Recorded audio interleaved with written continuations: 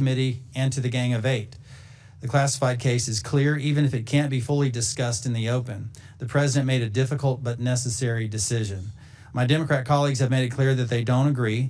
What we shouldn't disagree on is that the United States has effectively been at war with the Iranian regime for the last 47 years. Death to America is not just a slogan on a t-shirt that you buy at Tehran International Airport or at the campus bookstore at Columbia University. It's their ethos and their policy. They are responsible for the deaths of countless Americans. I want to thank the many service members and intelligence officers involved in Operation Epic Fury for their selfless service. For those who have lost loved ones in this fight, please know that you are in our prayers, most sincerely. Your loved ones died in service to the United States of America. We honor them and you for their service. Freedom-loving people everywhere are thankful for their sacrifice. That said, there are a few other topics it's important for me to address. First, after 4 years of Biden's wide-open borders and anemic foreign policy, in just one short year, the Trump administration has secured our borders and reasserted America as a decisive leader that commands respect on the world stage. This administration has secured a stunning number of wins for the United States, including reasserting the importance of the Western Hemisphere and disrupting China's predatory Belt and Road activities in our neighborhood, negotiating a ceasefire in Gaza resulting in the freeing of the hostages held by the bloodthirsty Hamas terrorists, and working with our NATO partners to more than double their defense spending against pressing threats from CCP and Russia. I thank each of the witnesses here today for their parts in the reassertion of American leadership. Second, our role here is to both authorize your authorities and resources and oversee their implementation. One of those authorities is FISA 702, which expires in just over a month. The President is seeking an 18-month clean extension to provide more time to assess the implementation of the 56 reform measures included in the last reauthorization. I'm working with the ranking member, House leadership, and Judiciary Chairman Jordan to support that request. We look forward to an update from the panel today on compliance efforts, ERISA implementation, and mission value. Third, last year, I made clear my expectation that we would work together to end the weaponization of the intelligence community, improve analytic integrity, and fix our broken counterintelligence enterprise. Many in Congress and across our nation have lost trust in the intelligence community. While we have made progress, there's still much work that remains to be done. I hope to continue working with each of you to do the hard things necessary to protect American citizens while regaining their trust. I also remain committed to tackling the issues that allow hostile foreign powers to operate so effectively against us, including within the United States. Specifically, foreign intelligence threats targeting the United States now surpass levels seen at the height of the Cold War in both scale and complexity. These threats include cyber penetrations of critical infrastructure, U.S. government systems, and private sector innovators, as well as surveillance near sensitive military installations, intelligence collection against foreign dissidents living in the United States. Like in the Cold War, where conflict often gave way to irregular operations below the level of traditional warfare, today's adversary tactics have made the homeland a contested environment. We must properly resource and reform our nation's counterintelligence enterprise to meet that threat. We must transform our approaches in order to confront adversarial intelligence services at scale, driving back operational activities in the homeland and forcing our adversaries to rethink their risk calculus for operating in the United States. Unfortunately, in recent years, the counterintelligence enterprise lost a significant amount of credibility with the American people due to the actions of those involved in cases like Crossfire Hurricane and Arctic Frost. For our intelligence community to best serve America, the CI community and the larger IC must stay out of domestic policy debates and focus on unrelenting, aggressive mission execution. For our intelligence community to best serve America, the CI community and the larger IC must stay out of those debates.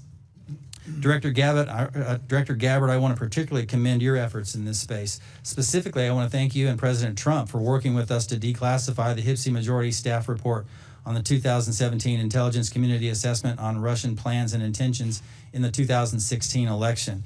The Majority Staff Report, which had been kept from the American people for 8 years, proves that the 2017 ICA, the public genesis of the Russia collusion hoax, was a politicized document. Its key assessment on Putin's hopes for the 2016 election was built on, at best, abysmal analytic tradecraft and, at worst, willful political charged intentions. This was a necessary act of transparency to begin the process of rebuilding trust with the American people and the IC. But please know the challenges facing each one of you that are testifying here is not lost on this committee. Getting a large ship back on the right course is never easy. The task can certainly be challenged by unforeseen obstacles and obstructions. You know you are doing something right when all the weapons in the media's arsenal are pointed directly at you. Thank you all for pressing forward. We can walk and chew gum at the same time, and we must. We must have our IC as aggressive as ever in pursuing its mission while holding those accountable who participated in its misuse. I thank each of you for doing this and encourage you to all keep moving on both fronts. Finally, now I want to speak to our remarkable IC workforce. I'm immensely proud of the incredible work that you do, especially over the last year, to support critical military intelligence and law enforcement operations. From Operations Midnight Hammer, Absolute Resolve, Southern Spear, and Epic Fury, to the many other operations you've conducted in the shadows with no fanfare, Americans will never be able to fully appreciate all you do to protect this nation. I think I can speak for the entire committee when I say we extend our deepest gratitude. America truly has the best of the best in our ranks. It's for this primary reason I would like to address the House Intelligence Committee's ongoing investigation into the intelligence community's mishandling of anomalous health incidents, also known as Havana Syndrome, and the mistreatment of AHI survivors. I'm aware of the drastic increase in media reporting around this issue, and I'd like to first reiterate the committee's commitment to releasing additional unclassified information. Our team has worked diligently to conduct this investigation with the utmost integrity, and we cannot be driven by outside timelines. I commit to the workforce to release additional reports as appropriate. Put simply, it's my clear opinion that individuals in the intelligence community were involved in a cover-up, manipulating intelligence processes in a breach of Intelligence Community Directive 203 to provide a desired outcome rather than a forthright analysis to inform decision makers. Our investigation, the vast majority of which remains appropriately classified, continues to show that the intelligence community assessment was constructed upon flawed analytic tradecraft. This includes the use of study results from the National Institutes of Health that were manufactured through highly unethical means and in collaboration with individuals working for the CIA. ICAs carry a great deal of weight. While typically classified, the impact is increased exponentially when declassified and released as part of public messaging effort, as was done with the AHI ICA. As I have repeatedly stated since December of 2024, the AHI ICA and its follow-on updates caused real, serious harm to some of our nation's bravest. Last month, I called for its immediate recall, and I reiterate my position today. According to recent media reporting, Director Gabbard, your office has said your review of the ICA will be, quote, comprehensive and complete, end quote, and that you remain committed to sharing findings from your review with the American people. Thank you for that. And separately, Director Ratcliffe, your team is also quoted in recent media reporting saying that you support the ODNI review and look forward to the report. Thank you so much for that, Director. I thank both of you for your commitment to this review's completion and publishing. This issue is complex and the underlying facts are not as simple as often portrayed in the public. No fully informed analysis will make everyone happy. That said, today I call for this review to be provided to the committee and strongly urge you to release the public whatever portion of this review can be made unclassified. This is vital to rebuilding trust moving forward. I want to thank our witnesses again for being here today. And with that, I want to recognize the distinguished ranking member, Mr. Himes, for his opening statement. Thank you, Mr. Chairman, and a big welcome to all of our witnesses. I hope that whatever else is said today, that you will convey to your workforces our deep admiration and appreciation for their diligence, their commitment, and their sacrifice. Sometimes this moment feels a little bit like that old Billy Joel song, "We Didn't Start the Fire." North Korea, Red China, war in Ukraine, Greenland, Cuba, terrorism, burning drug boats, and of course, the massive fire that we did start, our latest Middle Eastern war. Where to begin? Our national elections are about 7 months away, and plenty of Americans are worried that President Trump may indeed, as he said, take control. Meanwhile, we are not receiving the traditional indications or warnings of foreign intelligence efforts to interfere in those elections. There have been several terrorist attacks in recent weeks, and meanwhile, the FBI, our premier counterterrorism agency, has pivoted hard to immigration enforcement. But I can't begin today with anything other than that fire that we did start, Iran. The Constitution, to which every single one of us swears an oath, reserves decisions of war to the representatives of the people. And that's not ink on parchment. There are good reasons for that. First, let's start with why. Why did we and are we risking our blood and treasure on a deeply risky venture one that the President of the United States and the Director of National Intelligence have spent years telling us is a terrible idea. The President has said that Iran was preparing an imminent attack on the United States. That is not true.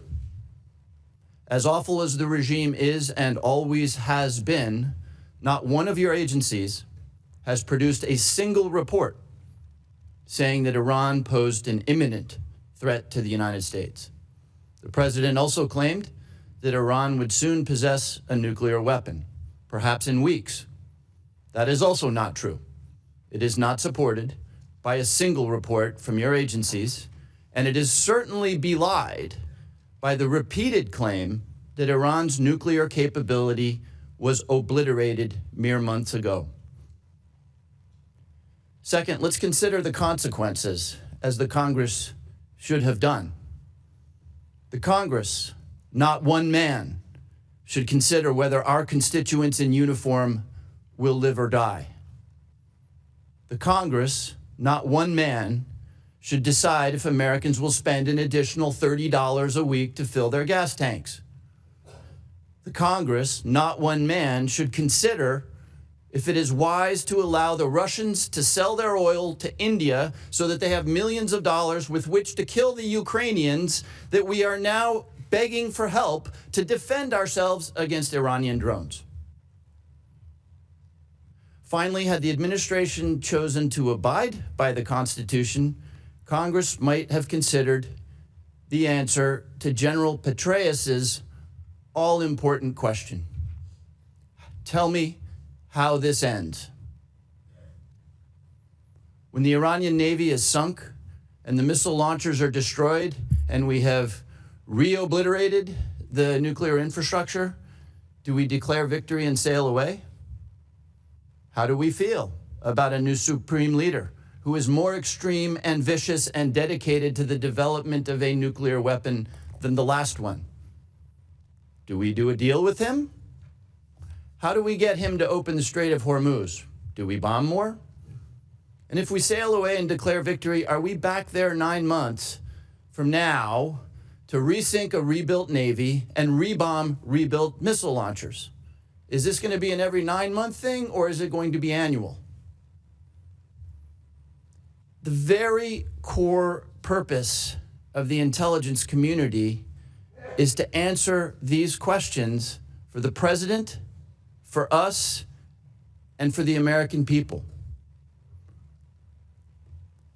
Right now, as we watch the dignified transfer of lost American patriots at Dover, as we watch gasoline approach $5 a gallon, as we watch our allies mocking us on the world stage, we need to know, were those questions asked?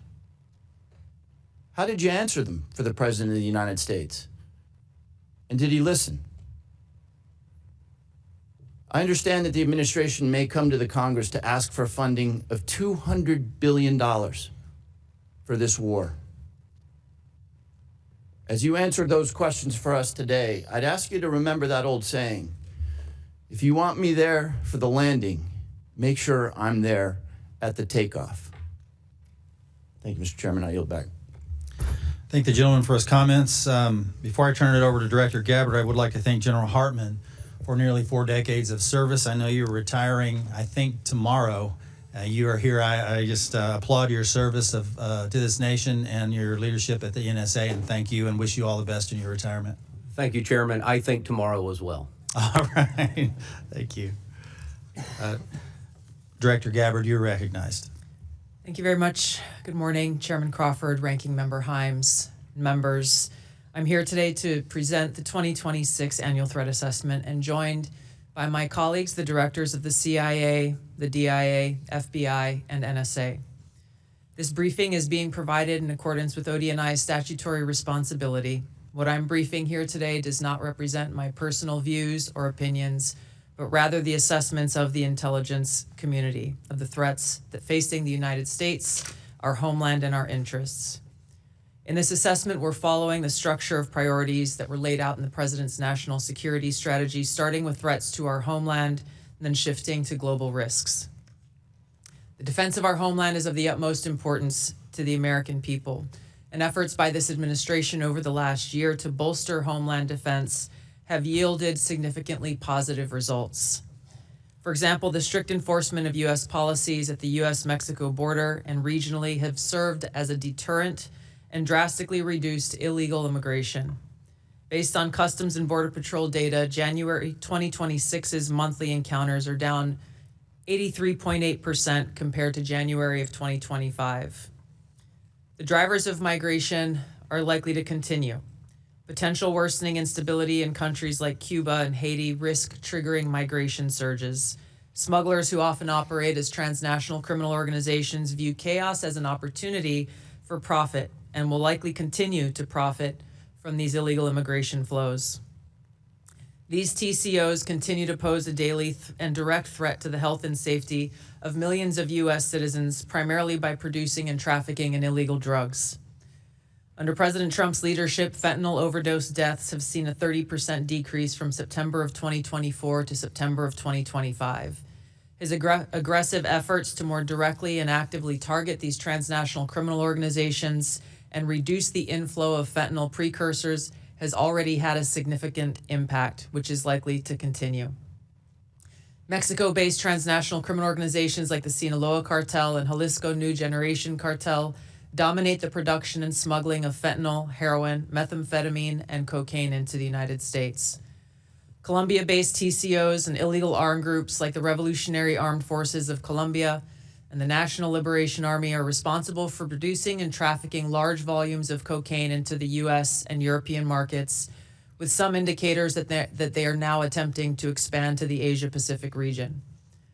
Colombia remains the world's largest producer of cocaine, and Colombian criminal groups have expanded their trafficking relationships with neighboring Ecuadorian and Brazilian gangs.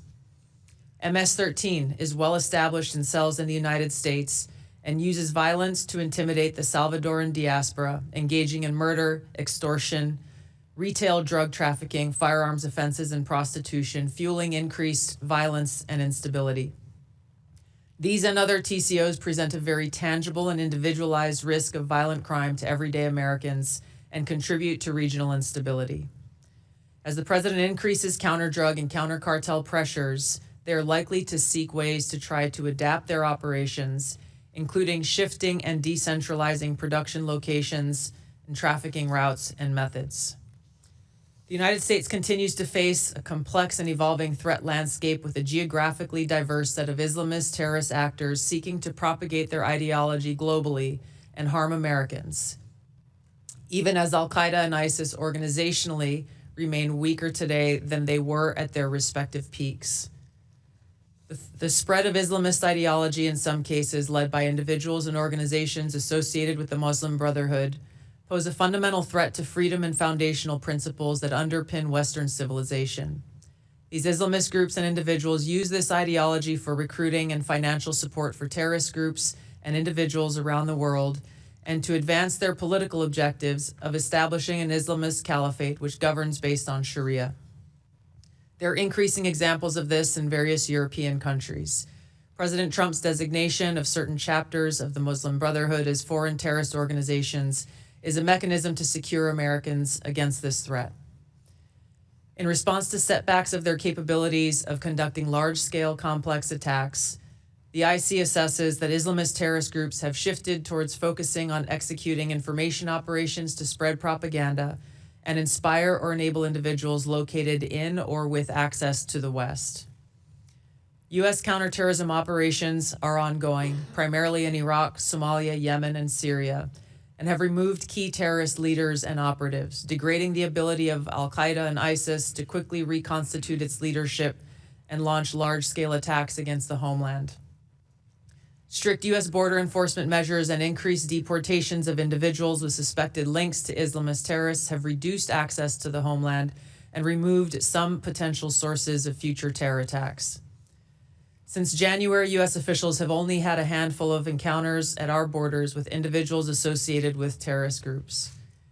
This is a positive trend. However, our interagency coordinated efforts to identify, locate, and remove known or suspected terrorists who are already in the U.S. continues with vigilance.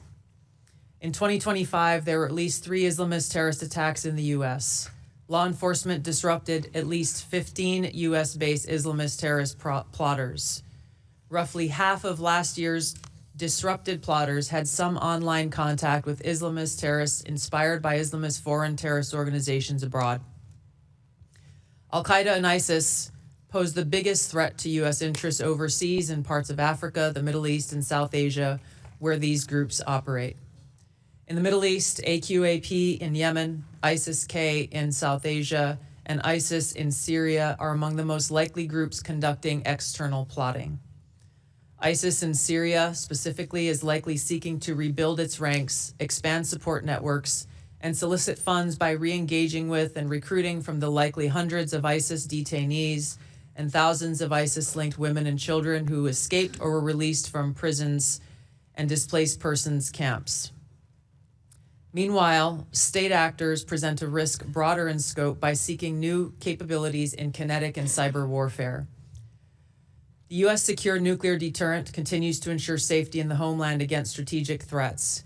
However, the IC assesses that Russia, China, North Korea, Iran, and Pakistan have been researching and developing an array of novel, advanced, or traditional missile delivery systems with nuclear and conventional payloads that put our homeland within range. The IC assesses that threats to the homeland will expand collectively to more than 16,000 missiles by 2035, from the current assessed figure of more than 3,000 missiles. The IC assesses that China and Russia are developing advanced delivery systems meant to be capable of penetrating or bypassing U.S. missile defenses. North Korea's ICBMs can already reach U.S. soil. The IC assesses that it is committed to expanding its nuclear arsenal. Pakistan's long-range ballistic missile development potentially could include ICBMs with range capable of striking the homeland. The IC assesses that Iran has previously demonstrated space launch and other technology it could use to begin to develop a militarily viable ICBM before 2035, should Tehran attempt to pursue the capability. However, these assessments will be observed and updated as the full impact of Operation Epic Fury's devastating strikes on Iran's missile production facilities, stockpiles, and launch capabilities is determined. Shifting to the cyber domain, the IC assesses that China, Russia, Iran, North Korea, and non-state ransomware groups will continue to seek to compromise U.S. government and private sector networks, as well as critical infrastructure, to collect intelligence and create options for future disruption and for financial gain. The IC assesses China and Russia present the most persistent and active threats and are continuing R&D efforts. North Korea's cyber program is sophisticated and agile. In 2025 alone, North Korea's cryptocurrency heist probably stole $2 billion, which is helping to fund the regime, including further development of its strategic weapons program. Financially or ideologically motivated non-state actors are becoming more bold, with ransomware groups shifting to faster, high-volume attacks that are harder to identify and mitigate. Innovation in the field of artificial intelligence will likely accelerate the threats in the cyber domain. It will increasingly shape cyber operations, with both cyber operators and defenders using these tools to improve their speed and effectiveness. For example, in August of 2025, cyber actors used an AI tool to conduct data extortion against international government, healthcare, and public health emergency service sectors and religious institutions. Shifting to the Arctic, the IC assesses that Russia, and to a lesser extent China, aim to strengthen their presence in the region through increased maritime trade, natural resource extraction, and military activity. Russia, which has the longest coastline in the Arctic, has long sought recognition of its quote-unquote polar great power status and is deploying more military forces and building new permanent infrastructure. China, though not an Arctic country, is engaged in more limited efforts in the region to advance its strategic and economic interests. On the technology front, artificial intelligence capabilities are rapidly advancing and changing the threat landscape. As this is a defining technology that enables computers and machines to simulate human learning, comprehension, problem-solving, creativity, and autonomy, it'll be critical to ensure that humans remain in control of how AI is used and of the machines that may threaten to autonomously violate the interests of the American people across all domains.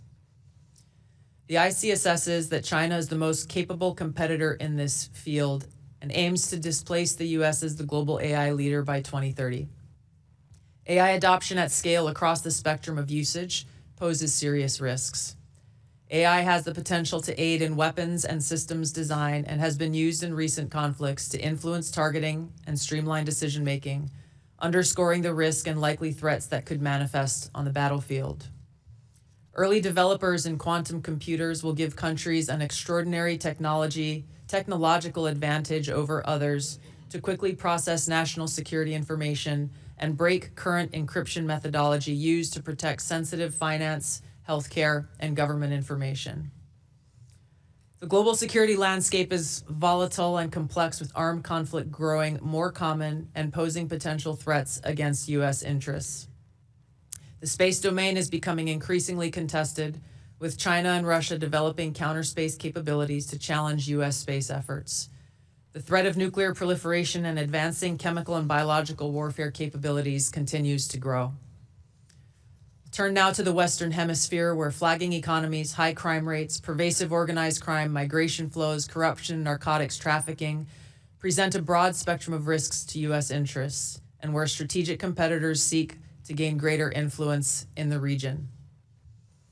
The IC assesses that Latin America and the Caribbean almost certainly will see hotspots of volatility in the coming year, with the potential to undermine or distract some countries from improving economies and living conditions and tackling illicit drug flows and cartels.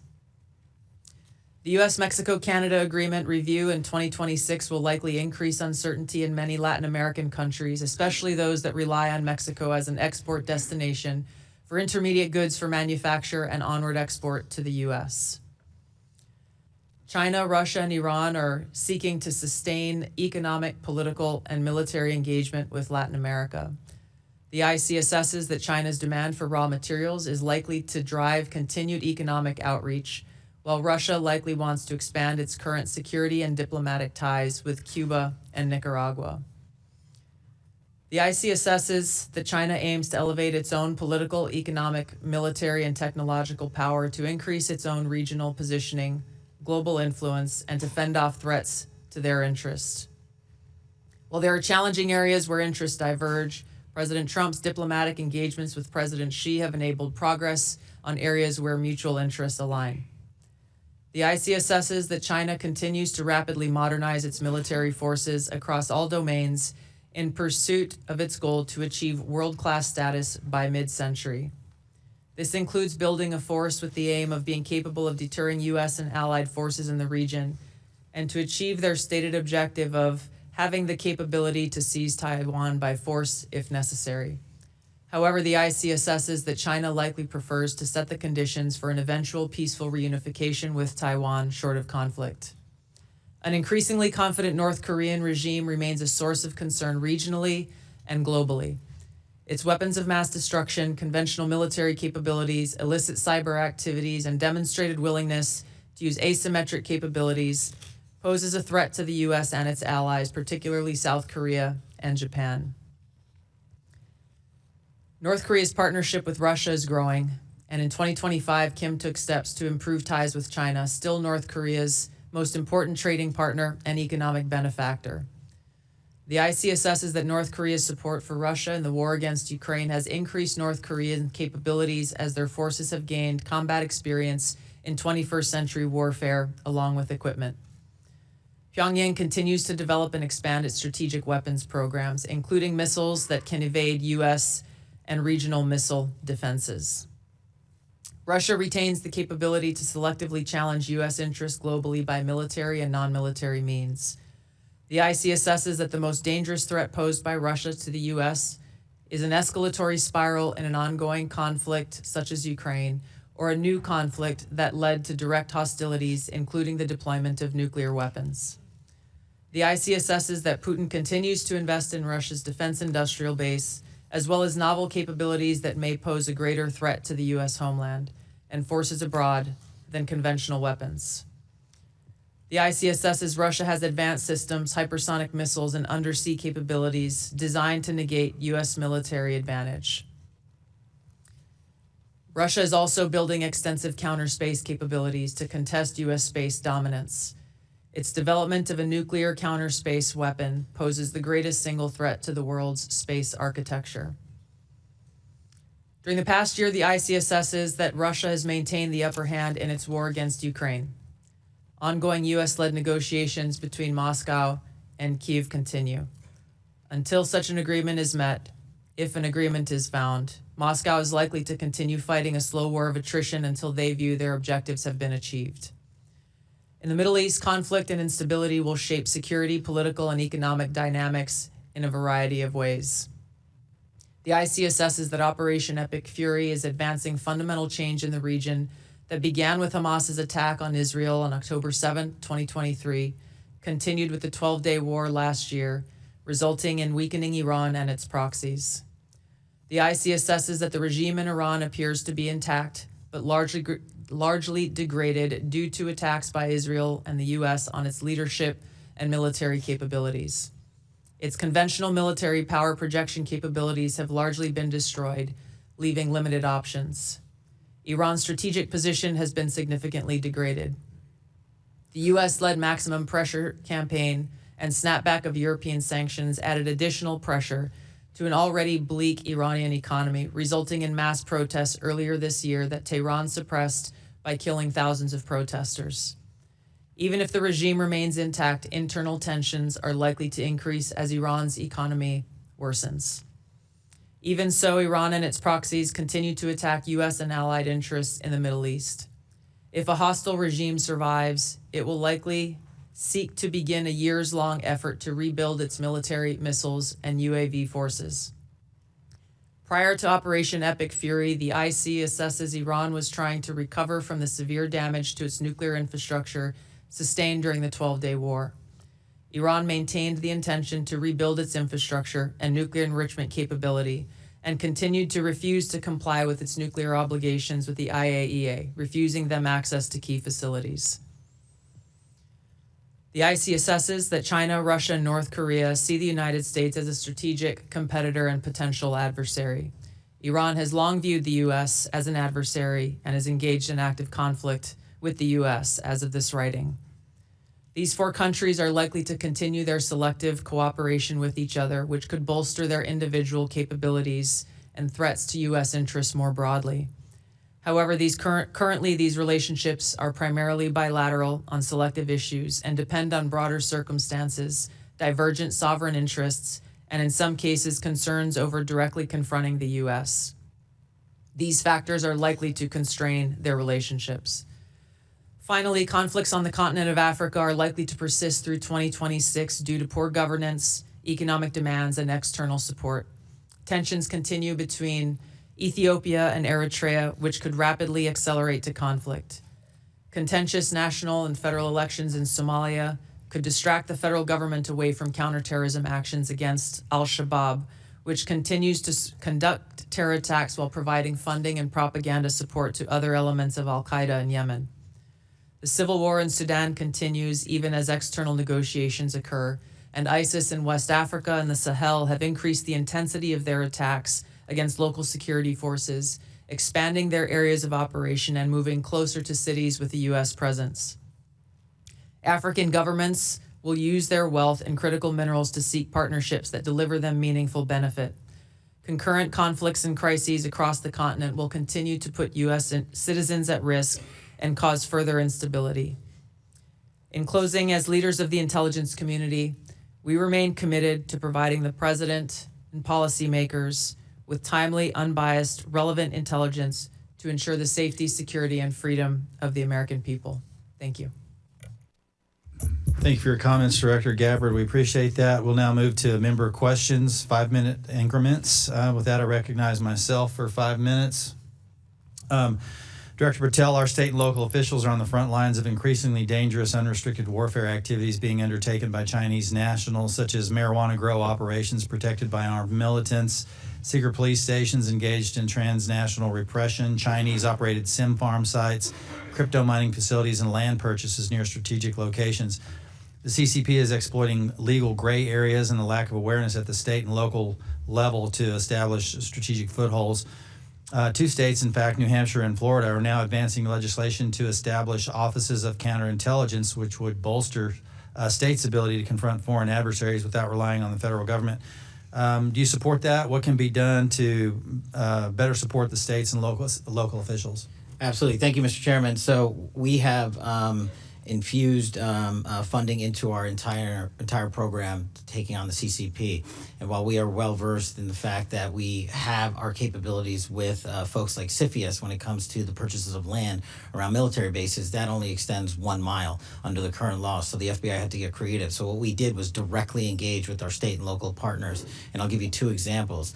A 400-acre farm in the state of Texas was owned by a CCP official, but because he was outside the reach of the CFIUS law, the FBI executed a unlawful possession of firearms, a criminal complaint, and received it. We seized the land in its entirety, and that CCP national is back in mainland China, and we are working to get him back here.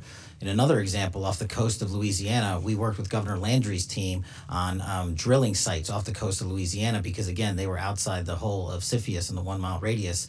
And with the intelligence we were able to provide our state and local authorities, they shut down that CCP drilling center, which we believed was actually used to provide and steal data and intelligence from American lives. So that's just a little bit of an example. On the marijuana grow houses, we have 6 active ongoing investigations in 6 multiple jurisdictions for specifically taking down CCP-affiliated grow houses from Maine to Georgia and across the country. So it sounds like from your characterization of CFIUS, it's inadequate at this point. Maybe we could do something legislatively here in this body to provide some broader authority to address that challenge. I would love that. Okay, great, excellent, thank you. Director Ratcliffe, in January 2021, in your role at DNI as the director, you sent this committee a letter outlining your concerns about an intelligence community assessment in which, among other things, analysts tailored their analysis towards a preferred policy outcome. CIA management pressured analysts to withdraw their support from an alternative viewpoint, and the full body of intelligence reporting wasn't considered. Now, in your role as CIA director, you have retracted several reports for political bias and not meeting IC analytic standards, which that's good progress. Retracting faulty reporting is a critical step, but I remain concerned about that it maybe doesn't get to the root of the problem. How many analysts were involved in the products you recently retracted? I don't know the specific number, Chairman. What remediation actions have taken place as a result? Well, I've made the focus of, as you pointed out, both as DNI and now as CIA director, focused on the importance of analytic objectivity. As you pointed out, when I was the DNI, when I saw conduct from Russia and China, the exact same conduct result in different assessments. That's not a good reflection on the analytic judgments. What you referenced in my role as CIA director, withdrawing reports that we went back and looked that didn't reflect the analytic standards that we would expect, I retracted those judgments because they show bias and influence for political reasons or otherwise. So that has continued to be a focus and will be. I think that message has been received within our analytic community within the CIA and really across the CIA, because this administration has put a focus on taking politics out of our analytic judgments. Excellent. Thank you, Director. Appreciate that. I want to, as I made clear in my opening statement, I'm trying to get this done in the little time that I have remaining. The intelligence community assessment on AHI is deeply flawed. And I've called for its recall immediately to start for a fresh start, similar to my question in last year's session. But I'd like to get a yes or no answer from each of you on whether you agree this ICA should be retracted. Director Gabbard? Yes. Director Ratcliffe? Say it again. The AHI, ICA? Yeah, so for the ICA, I understand that Director Gabbard is reviewing that, and I've deferred all AHI investigations to her review. So if in her judgment that is something that should be retracted, then I would agree with that. Then yes. Okay, Director Patel? Yes. Thank you. General Hartman? Yes. And General Adams? Yes, sir. Thank you. I appreciate that. Thank you all for your responses. I'm going to recognize the ranking member for 5 minutes. Thank you, Chairman. Director Gabbard, as was well covered yesterday in January, you were present at the execution of an FBI warrant at the Fulton County, Georgia election office at the direction of the president and to all appearances in connection with the president's false claims about the 2020 election. The unsealed affidavit submitted by the FBI made zero reference to foreign powers or outside interference. I don't want to relitigate the reasons why you were there, but I do want to know whether as a result of your visit there is credible intelligence in your possession pointing to foreign interference in Georgia in the 2020 election. Thank you for the question, Ranking Member. As you know, over each of the previous elections, there is an ongoing effort by different foreign entities. Ma'am, it's a very specific question. Is there intelligence in your possession relative to foreign interference in the 2020 elections? Very simple, straightforward question. We are continuing to look at previous attempts to interfere in our elections and any ongoing threats that may exist for the upcoming elections. Okay, but can I assume that the answer to my question is no, that you have no specific intelligence related to foreign meddling in the Georgia election? We are continuing to look into this matter. Okay. Director, the ODNI has confirmed on the record that your office took custody of voting machines from Puerto Rico last May. I'm not aware of any previous DNI taking similar actions. Did your office promptly notify the committee about taking custody of Puerto Rico's voting machines? I don't believe we did. However, this was done at the request of the Puerto Rico AUSA attorney. Ma'am, it's a yes or no question. The answer, as you have acknowledged, is no. You did not inform the committee about the taking of a territory's voting machines. Is there a specific foreign threat? And I've read the reporting that you were looking for possible foreign threats, but is there a specific foreign threat that drove you to take this action? There were questions about whether or not there were vulnerabilities that a threat could have taken advantage of, and that was the purpose for their requesting us to look into those vulnerabilities. Where are those voting machines now? I believe they are held in a secure facility at ODNI. Have you or other ODNI officials taken any other state or territory's voting equipment into custody? Not to my knowledge. I want to turn in the subject of elections to a paradoxical thing. You will all be aware that the U.S. government is apparently going to grind to a halt. The president is going to sign no more bills. The Senate will spend 2 weeks apparently debating the SAVE Act. The SAVE Act, of course, would make illegal foreigners voting in U.S. elections, which is already illegal. So we are to do no more business because of apparently the existential threat to our democracy associated with foreigners voting in our elections. I am therefore puzzled by the fact that neither the unclassified nor the classified threat assessment makes any reference to risk or danger associated with foreigners voting in our elections. Director Patel, how many non-citizens have been convicted of voting in U.S. elections in the last 10 years? The conviction stats are with the Department of Justice. I defer to them on that. You are the director of the FBI. Give me a guess. How many convictions in the last 1 year, 5 year, or 10 years? Ballpark. I don't have that with me, sir. Again, it's with the department. You don't have that with, okay. Director Patel, how many active investigations does the FBI have into foreign individuals voting in U.S. elections? We have a number of investigations, generally speaking, ongoing about individuals across the country. Yeah, I'm asking for that number. I don't have that number with me, but I have a number of them. You have a number of investigations. Okay, is that number 10,000? Is it closer to 10,000 or closer to 10? It's probably somewhere in between.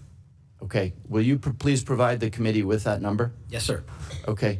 Director Patel, since you don't have the numbers, would it surprise you to know that the Heritage Foundation, which is not exactly the Columbia University Faculty Lounge, found only 77 instances of non-citizen voting in the 24 years between 1999 and 2023, each of which faced investigation by the appropriate authorities. So Heritage has a number of 77 examples in 24 years. Does that number surprise you? No, because it's low. I don't understand your answer. You asked me if I was. Are you surprised by that disputing? number. Are you I'm not. disputing that the number is in the range of 77 examples of non-U.S. citizens voting in U.S. elections in a 24-year period? I just said that number's low. You think that number is low? Okay. So why, if this is a meaningful issue, do we have no, and I guess I direct this to Director Gabbard, why is there no mention of this thing that will grind the American government to a halt for a 2-week period in the worldwide threats analysis? This annual threat assessment was shaped around the national security strategy's prioritization of threats to our nation and our nation's interests. There are multiple platforms and venues where there have been and there will be reporting on threats to our foreign threats to our elections. Yield back. Gentleman yields. Vice Chairman Kelly. I'd first just like to say, Director Gabbard, you being in Georgia was a part of your duties as DNI to make sure that our elections remain safe, secure, and free from every type of influence. That was why you were there. Is that correct? Yes. Okay. I would argue, I want to talk about some of the points about the strikes on Iran, the current attacks, Epic Fury. And I would state that not only are there imminent threats from Iran, but there are actual threats. And I've been on the receiving end of those threats. I was in Iraq in 2005, where Iranian-based and manned and equipped units attacked American soldiers, including me, multiple times. I will also tell you I went back in 9 and 10, where EFPs developed by the Iranians struck my soldiers and our equipment. I would tell you the Houthis have continued to strike Saudi Arabia. I will tell you Hamas and Hezbollah has continued to strike throughout the Middle East. And although we're not in an armed services hearing, we had that yesterday. But I will tell you, because we took out their ballistic missiles and their ability to defend from the air, that Europe is no longer under threat from Iran, who showed they will strike everyone that they can by striking all of their Arab neighbors in Azerbaijan and Turkey and everywhere else. With that being said, Director Ratcliffe, I think the CIA has had a great year in providing intelligence, whether that's in Venezuela, the initial Midnight Hammer strikes, or also the current strikes in Iran. Can you tell us kind of some of the things the CIA has done over the past year that you're proud of? Congressman, good to see you again. Thank you for the question. Good to see all of you and be back in the House. I guess I'll start by saying I think you all know there was bipartisan concern when I took over the CIA that our human collection was in a downward spiral and had been for some period of time. And you all wanted a more aggressive CIA, one that was focused on core mission, one that was collecting the kind of intelligence and stealing secrets that would provide a decisive strategic advantage that can contribute to national security and foreign policy successes. I do think that the CIA, I agree with you, has had a great year, and that's a credit to our workforce. So you talked about some of the very public successes like Operation Midnight Hammer and Operation Absolute Resolve, where our agency contributed to a, frankly, flawless intelligence picture that allowed for flawless military operations. And I want to credit everyone here. There's been bipartisan praise from this committee, even from those of you who may disagree with the underlying policies. But I think those successes are really emblematic of success that the agencies had across the board on all national security matters in all national security spaces. And it's not just an opinion, it's reflected in our statistics. So when we talk about stealing secrets, you need assets and sources on the ground around the world. We're up 25% in that regard just in the past year. Our foreign intelligence reporting, meaning the intelligence that really matters to you as decision makers and the president as commander-in-chief, that's up across the board, 25%. Other categories, specific targets and adversaries like China, it's up 100%. Areas like technology, it's up 100%. Issues like counter-narcotics, our operations are up by 70%. With regard to counterterrorism, those are classified numbers that we'll get into in the classified portion, but those are triple digits. We've accomplished more on the counterterrorism front in the past year than in the prior 4 years combined. Again, really a credit to the CIA workforce. Morale at the agency is high because people are doing the work that they signed up to do, and this administration is calling on them to do more. I would say they are If I can steal tired but back the happy. final 45 seconds, I have one question for Director Patel. Director Patel, the current shutdown that is caused by us not funding TSA, Border Control, DHS, and all those things, how hard has that made the job of counterintelligence, FBI, to protect us here in the homeland from threats that came through our borders or internally and already existing in the United States, Director Patel? Thank you for the question. When it comes specifically to the combination efforts between the Department of Homeland Security and the FBI, we have 59 Homeland Security task forces that we have stood up in every single state, and then some, that are co-led by the FBI and HSI. And obviously having a stopgap in funding is hurting those abilities to go out there and fight crime and pick up violent offenders across the country. Even though the DHS workforce shows up every day, I think they've gone 1 month without a paycheck now. We also have things like our Southern Border Intelligence Center in Tucson, Arizona, that is our hub for intelligence collection operations on foreign terrorist organizations, specifically the narco traffickers down in Mexico. Thank you. My time's expired. Mr. Carson's recognized. Thank you, Chairman. The Trump administration has justified this war with Iran as necessary to stop an imminent threat. But the administration has not provided this committee with any intelligence indicating Iran was preparing a nuclear weapon, planning a preemptive attack on the United States, or possess any immediate capability to strike the U.S. homeland. That raises very serious questions about what the analysis of the IC provided before the decision to go to war was made. Directors Gabbard and Ratcliffe, is there any evidence that Iran intended to conduct a preemptive attack on the United States? And I ask this because 13 service members have been killed in Trump's war, including Captain Seth Koval, a husband and a dad from my state of Indiana, and my constituents want answers. So is there any evidence that Iran intended to conduct a preemptive attack on the U.S. prior to beginning this war, yes or no? Congressman, the answer to this question needs to be reserved for a closed hearing. I will say, however, the intelligence community does provide the assessments of the threats that exist to the president so that he can make that determination within the body of information and intelligence and activities within the region that ultimately he is responsible for. What is an imminent threat, and if there is an imminent threat, what actions need to be taken? Congressman, as the DNI said, there's a body of intelligence that we'll be able to cover in the classified portion of this hearing that does reflect that in the likely event of a conflict between Iran and Israel, that the U.S. would be immediately attacked, regardless of whether the United States stayed out of that conflict. Shifting gears to Ranking Member Himes' point, let me read to you from the 2025 Annual Threat Assessment under your watch last year. Quote, Moscow's malign influence activities will continue for the foreseeable future and will almost certainly increase in sophistication and volume. Moscow probably believes information operations efforts to influence U.S. elections are advantageous, regardless of whether they affect election outcomes. By contrast, this year's threat assessment makes no mention of foreign threats to elections. Meanwhile, the IC has been publicly warning about foreign powers interfering in our elections for nearly a decade. So the omission is very striking. And to that point, sitting here today, I'm not aware of any intelligence products in the past year dedicated to foreign plans and intentions toward current and future U.S. elections.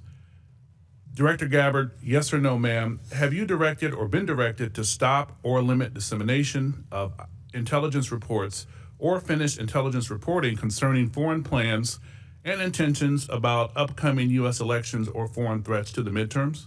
No. Director Patel, same question for the FBI, sir. Yes or no, sir? No, sir. Director Ratcliffe, same question for the CIA, sir. Yes or no? No. General Hartman, same question for NSA. Yes or no, sir? No, sir. General Adams, same question for the DIA. Yes or no, sir? No, sir. I yield back, Chairman. Gentleman yields. Ms. Stefanik. Thank you, Mr. Chairman. Director Gabbard, when When you began your testimony, you stated that your remarks do not represent your personal beliefs. That's the first time I've heard that at a committee hearing. Why did you say that? Or is there anything in the threat assessment that you personally disagree with? Thank you for the question, Congresswoman. The reason I've said that is twofold. Number one is when I assumed this role as Director of National Intelligence through the confirmation process and beyond, many members of Congress rightly said your personal views and your politics in this role get checked at the door. And as Director of National Intelligence, my responsibility is to report the intelligence community's assessments objectively and to make sure that they are not politicized in any way, shape, or form. Unfortunately, there are those who, for one reason or another, have tried to mischaracterize the intelligence community's assessments and saying, well, this is just a political view, or trying to misdirect from what the intelligence community is reporting. So I took the opportunity to state that from the outset, that this is the intelligence community's assessments.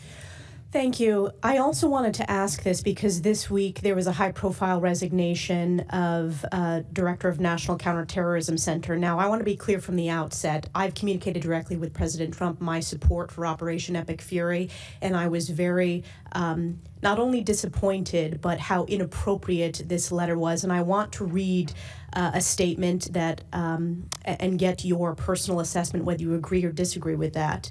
And that's this. Early in this administration, high-ranking Israeli officials and influential members of the American media deployed a misinformation campaign that wholly undermined your America First platform and pro-war sentiments to encourage a war with Iran. This echo chamber was used to deceive you into believing that Iran posed no imminent threat to the United States and that you should strike now. There was a clear path to a swift victory. This was a lie and is the same tactic the Israelis used to draw us into a disastrous Iraq war. Now, I cannot say how much I disagree with that statement. Do you agree or disagree with what this letter was put out by former Director Kent? He said a lot of things in that letter. Ultimately, we have provided the president with the intelligence assessments, and the president is elected by the American people and makes his own decisions based on the information that's available to him. But do you agree with, does that statement he made, blaming Israel, concern you? Yes. My next question is, I want to touch on the rise of terrorist attacks on the homeland. In the month of March alone, there were multiple high-profile Islamic terrorist attacks. You had Temple Israel Synagogue in Michigan. You had in Texas, you had an ISIS-inspired attack where they threw an IED in New York City. What is your assessment as to the rise of Islamic terrorism on the homeland? As you've pointed to, Congresswoman, this continues to be an extreme concern, not only because of the rise of these attacks, but the mechanisms which they're carried out and the challenges that the intelligence community has in being able to try to detect some of these threats and attacks in advance. I'd like to defer to the FBI director on some of this because they have been very successful in many cases over the last year in detecting them and preventing these attacks. But due to the nature of the challenge in many of these attackers not having contact with known foreign terrorist entities or individuals makes this a much more challenging threat to deal with. And I want to turn to Director Patel. I think that's a good, important segue to get your assessment. And I also want to add another aspect of the question. We're working on a 9/11 Commission review, 25-year review. What other tools do you need to make sure that we are able to have the most robust, effective CT efforts? Yeah, thank you, Congresswoman. Just real quick, so last year we had 2,300 arrests related to foreign terrorist organizations. We had 700 counterterrorism arrests, and the FBI had 640 counterterrorism disruptions where we stopped attacks on the homeland. Specifically in December, we stopped 4 in an 18-day span. What I need is specifically highlighted in the Norfolk attack. In Norfolk, an individual who was convicted of terrorism and sentenced based upon that conviction should have still been in prison. The Department of Justice in the first Trump administration sought a sentence of 240 months. The judge in that case downward departed and gave a variance to nearly half that sentence. If that had not occurred, that individual would still be in prison and a member of our uniformed military service would still be alive. I want to work with the legislature to figure out how to increase the sentencing for convicted terrorists and also work on the denaturalization process for someone who should not be in this country, who wants to attack and kill American citizens and American service members. Thank you. Yield back. Gentleman yields. Mr. Castro. Thank you. Thank you, Chairman, and thank you all for your testimony today.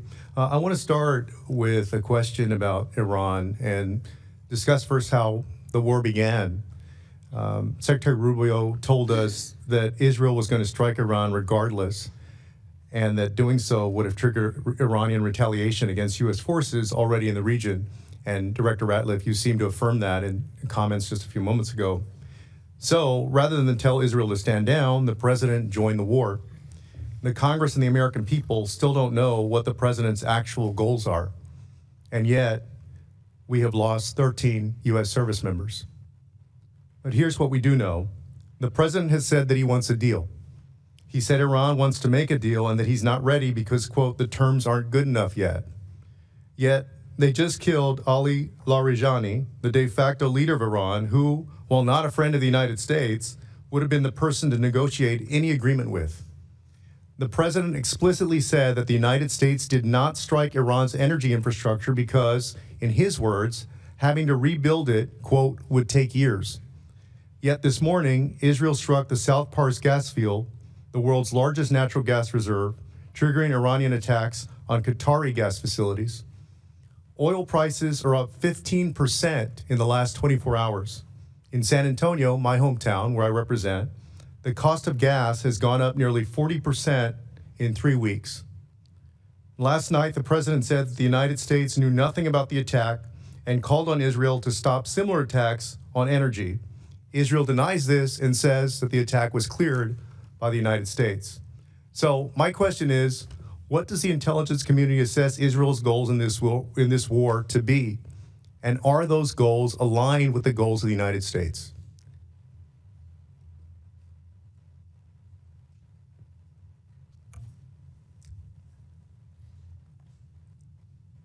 I'm thinking carefully here about what can be said in this open setting versus a closed setting. Are the goals aligned? The objectives that have been laid out by the president are different from the objectives that have been laid out by the Israeli government. And how do they differ? We can see through the operations that the Israeli government has been focused on disabling the Iranian leadership and taking out several members, obviously beginning with the Ayatollah, the supreme leader. And they continue to focus on that effort. And how does that differ from our goals? The president has stated that his objectives are to destroy Iran's ballistic missile launching capability, their ballistic missile production capability, and their Navy, the IRGC Navy and mine-laying capability. So the death and destruction continues. The economic cost to the United States, to Israel, to the Gulf states, and to the world continues to increase. So I want to ask you, to the best of your knowledge, do you know whether Israel is supportive of the president's call to make a deal with Iran? I don't know the answer to that. I don't know Israel's position on that.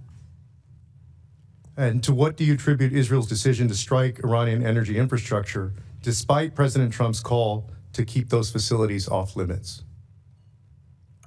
I don't have an answer for that.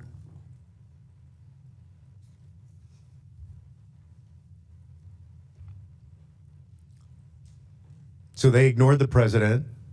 Do you agree with that? I'm not privy to any of their deliberations or what went into their calculus in launching this or other attacks. We are not involved with in the operational element of this. We're providing continuously on a daily basis the intelligence assessments of the events that are occurring. And I guess I know the effects of FBI can't because they're domestic, but can anybody else at the table provide any insight into that? I guess I'm not sure what the question you're asking, Congressman Castro. I guess a couple of things. The goals that the president set out are clearly defined. The DNI related those. What was not included is a goal of the U.S. Well, Director, let me start with this. Let me start with this question. You asked what my question is. Let me reclaim my time, Director. Come on. Do you know why Israel decided to strike that infrastructure despite the fact that the president said it should be off limits? I wouldn't speak for Israel. What do you guys know? We're at war. What do you guys know? We'll have to take that for the record. Yes, let's take it for the record. Thank you, Mr. Chairman. I want to welcome the panelists here today. Today is March 19th. On April 19th, FISA goes dark. 702 goes dark. And it's been talked about many times, but up to 60% of the president's daily briefing is derived from FISA 702. And we look at the successes that we've had in protecting the homeland and also the conflicts the U.S. has been involved with. The flawless operation in Venezuela, Operation Fury in Iran, troop protection, the successes we've had on the battlefield in Ukraine, the recovery and release of the Hamas hostages in the tunnels in Israel, all derived from FISA 702. There is not a military operation that we've been involved with where FISA 702 was not, as Director Ratcliffe has said, been indispensable to the United States in the protection of our country. Director Patel has also said FISA 702 is indispensable. We're 30 days away from it going dark. Director Ratcliffe, can you clarify the president's position on an 18-month clean reauthorization and how that's going to proceed moving forward?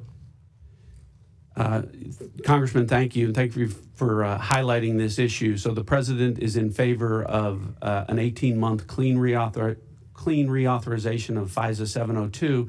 And I would add to that, I'm heartened by the fact to hear that the chairman of this committee and the ranking member are in agreement with that. And I know there's bipartisan support for that, and there should be.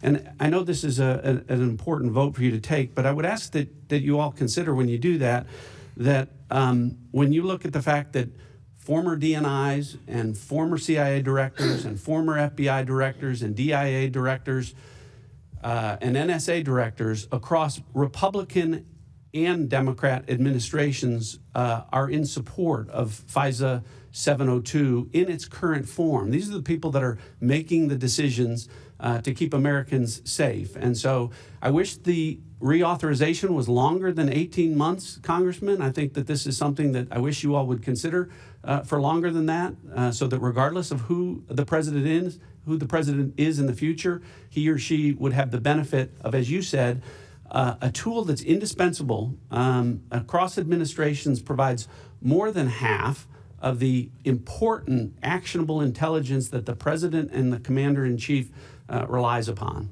Thank you for that. Director Gabbard, you're supportive of the 18-month extension the president's seeking without a warrant requirement? That is the president's position, and that is the position of the intelligence community. And you will be supporting that, correct? I will support the president's decision to execute this. Correct. Thank you. Director Gabbard, we implemented 2 years ago a number of reforms, actually 56 of them, that were part of the Reforming Intelligence and Securing America Act, RISA. And that was done in a bipartisan way. That was a reflection of what we thought were problems with FISA 702, going back during the first Trump administration and even before that.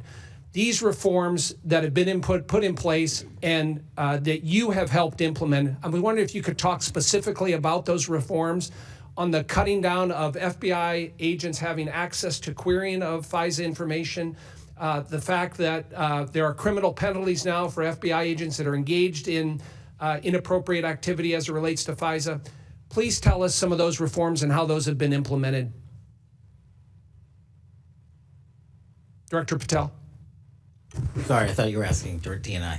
Absolutely. So we've gone above and beyond what RISA requires since I became director 13 months ago. We not only require supervisory special agents to approve the query request of U.S. persons, We also require the General Counsel's Office and lawyers to come in and agree with that request before we can proceed. Also, we have we used to, before this, had a default which allowed queries when we were utilizing our system to say it automatically searches 702. You now have to actually opt in and select that box to make sure that you are intentionally doing so. On top of that, we've reduced the number of personnel at the FBI from 6,600 before I got there to 3,500 that have access to it, not that use it, but that have access to it. And we've also gone above and beyond what RISA requires in terms of if you misuse it unintentionally or recklessly. If you use it misuse it unintentionally, like you typed a name wrong in terms of spelling or whatnot, your access is suspended and be retrained. If you recklessly use it, you're immediately terminated your access forever. Thank you. Mr. Crow. Thank you, Chairman. Director Gabbard, it is your job and the job of your agency and department to assess the views of Iranian leadership, their policy beliefs, and policy positions, correct? Yes. That includes now deceased Ali Khamenei of Iran, correct? Yes. And the now leader, his son Mujtaba Khamenei, correct? Yes. The son is considered more of a hardliner than his father. Isn't that correct? Yes. So hardline that even some of Iran's leaders thought he was too aggressive. Isn't that correct? That is the intelligence community assessment, yes. Mujtaba, the son, is particularly close to the brutal Islamic Revolutionary Guard Corps and their most hardline commanders, correct? That is the intelligence community assessment. He was involved in ordering violent crackdowns on Iranian protesters, including their murder, correct? Yes. And we don't know if the son will continue his father's religious ban on developing nuclear weapons. Is that correct? It is unknown at this time. You testified before this committee last year that the elder, now deceased Khamenei, had in 2003 banned the nuclear weapons program, or suspended it, correct? There was a fatwa in place that stated that. And that fatwa remained in place last year when you testified before this committee, correct? Yes. And that fatwa remained in place recently, correct? As far as I know, it has not been lifted. Yeah, you're aware of no information that would lift that fatwa. I'm not aware of any intelligence reporting that states that. To be clear on the Mojtaba, the son who has been named to replace him, it is unclear of his status or his involvement. He was injured very severely through one of the Israeli strikes. And so the decision-making is unclear about what's happening in the Iranian leadership. So it's unclear. So we're less certain of the positions of Iranian leadership and their intentions than we were 60 days ago, correct? That's an accurate assessment. Okay. One of your jobs is to create products assessing Iran and the threats it poses to the United States, correct? Yes. And that includes potential outcomes for military action, correct? It includes potential outcomes of a variety of scenarios. Like in the likelihood of those outcomes. Yes. Generally, when you make assessments about threats facing the United States, you will look at, in Iran, in any instance, the likely scenarios that have come out of military action, correct? The intelligence community takes all of those factors into account when they create these assessments. When you look at the threats posed by foreign countries, you also assess timelines to those threats, correct? What do you mean by timelines? Like a breakout time, for example, for nuclear weapons or the development of ballistic missiles. Yes, based on the information available at any given time. In the timeline also for potential terrorist attacks, correct? Broadly, yes, assesses it is all common matters practice available for the IC to assess the timeline of all threats. Nuclear weapons development, ballistic, right? Yes. Ballistic weapons development. Based on the information available, yes. Terrorist attacks. Same applies. Cyber attacks. Timelines for all of those, correct? When there is information available that point to that, yes. In likelihood, as well as the timeline, correct? Based on the information available. Timing is important, is it not? It is an important factor that goes into the assessment. So it is your position sitting here today that you made no timeline determination as to threats that Iran had facing the United States, correct? It's a very broad statement, but where the information is available, the intelligence community factors that into their assessment products. Did you or the IC make any assessments as to the timing of potential threats facing the United States from Iran in the last 90 days? I'm sure there was timelines factored into the intelligence assessments that were delivered. Did any of them show imminence? The imminent nature of a threat is determined by the president based on a totality of the intelligence and information provided to him. Did any of them show that there were attacks anticipated within the next 90 days from Iran? It's too simplistic of a statement to say that because it depends on various scenarios occurring or not occurring. Did those assessments show timelines for the threats that Iran posed to the United States? The totality of threats, yes, there were timelines involved where it applied and where that information was available. But again, to your question about the determination of imminence, the president makes that determination based on the totality of information and intelligence. The bottom line is there was no imminent threat, and you know that, and there's no product that shows that. I yield back. Mr. Fitzpatrick. Thank you, Mr. Chairman. Thank you all for being here today. I want to expand on the questioning from my colleague, Mr. LaHood. Regarding FISA 702, obviously it is the imminent issue right before us. Will expire in a month. Unequivocally, the most critical national security tool our nation has to keep us safe from fentanyl, from foreign wars, and everything in between. Mainly to Director Ratcliffe, but any of you can answer this. One of the most perplexing debates that I've been subject to in my time here is this debate over what warrants are and when they're needed. In the 250-year history of this country, and going back to the very origins of law enforcement, we have always had a warrant requirement, on the collection of evidence. We have never had a warrant requirement on the querying of already lawfully collected data, which is why we don't require police officers to get warrants when they run license plates, querying off of already lawfully collected DOT data. It's why we don't require police officers to get a warrant to enter the evidence locker in their police precincts, which contains already lawfully collected data. It would literally shut down the system. And that's not a warrant requirement. That's a secondary warrant requirement. That's a warrant requirement on steroids. So, Director Ratcliffe, or any of you, I know you've been subject to these questions as well. Is it just a confusion over the difference between the collection of evidence versus the querying of our already lawfully collected data? Is it a lack of understanding of what incidental collection is, which is a fundamental precept of law enforcement? But if we have a warrant requirement on steroids for now the querying of already lawfully collected data, just by the numbers, that would require an expansion of the federal judiciary by a factor of 100.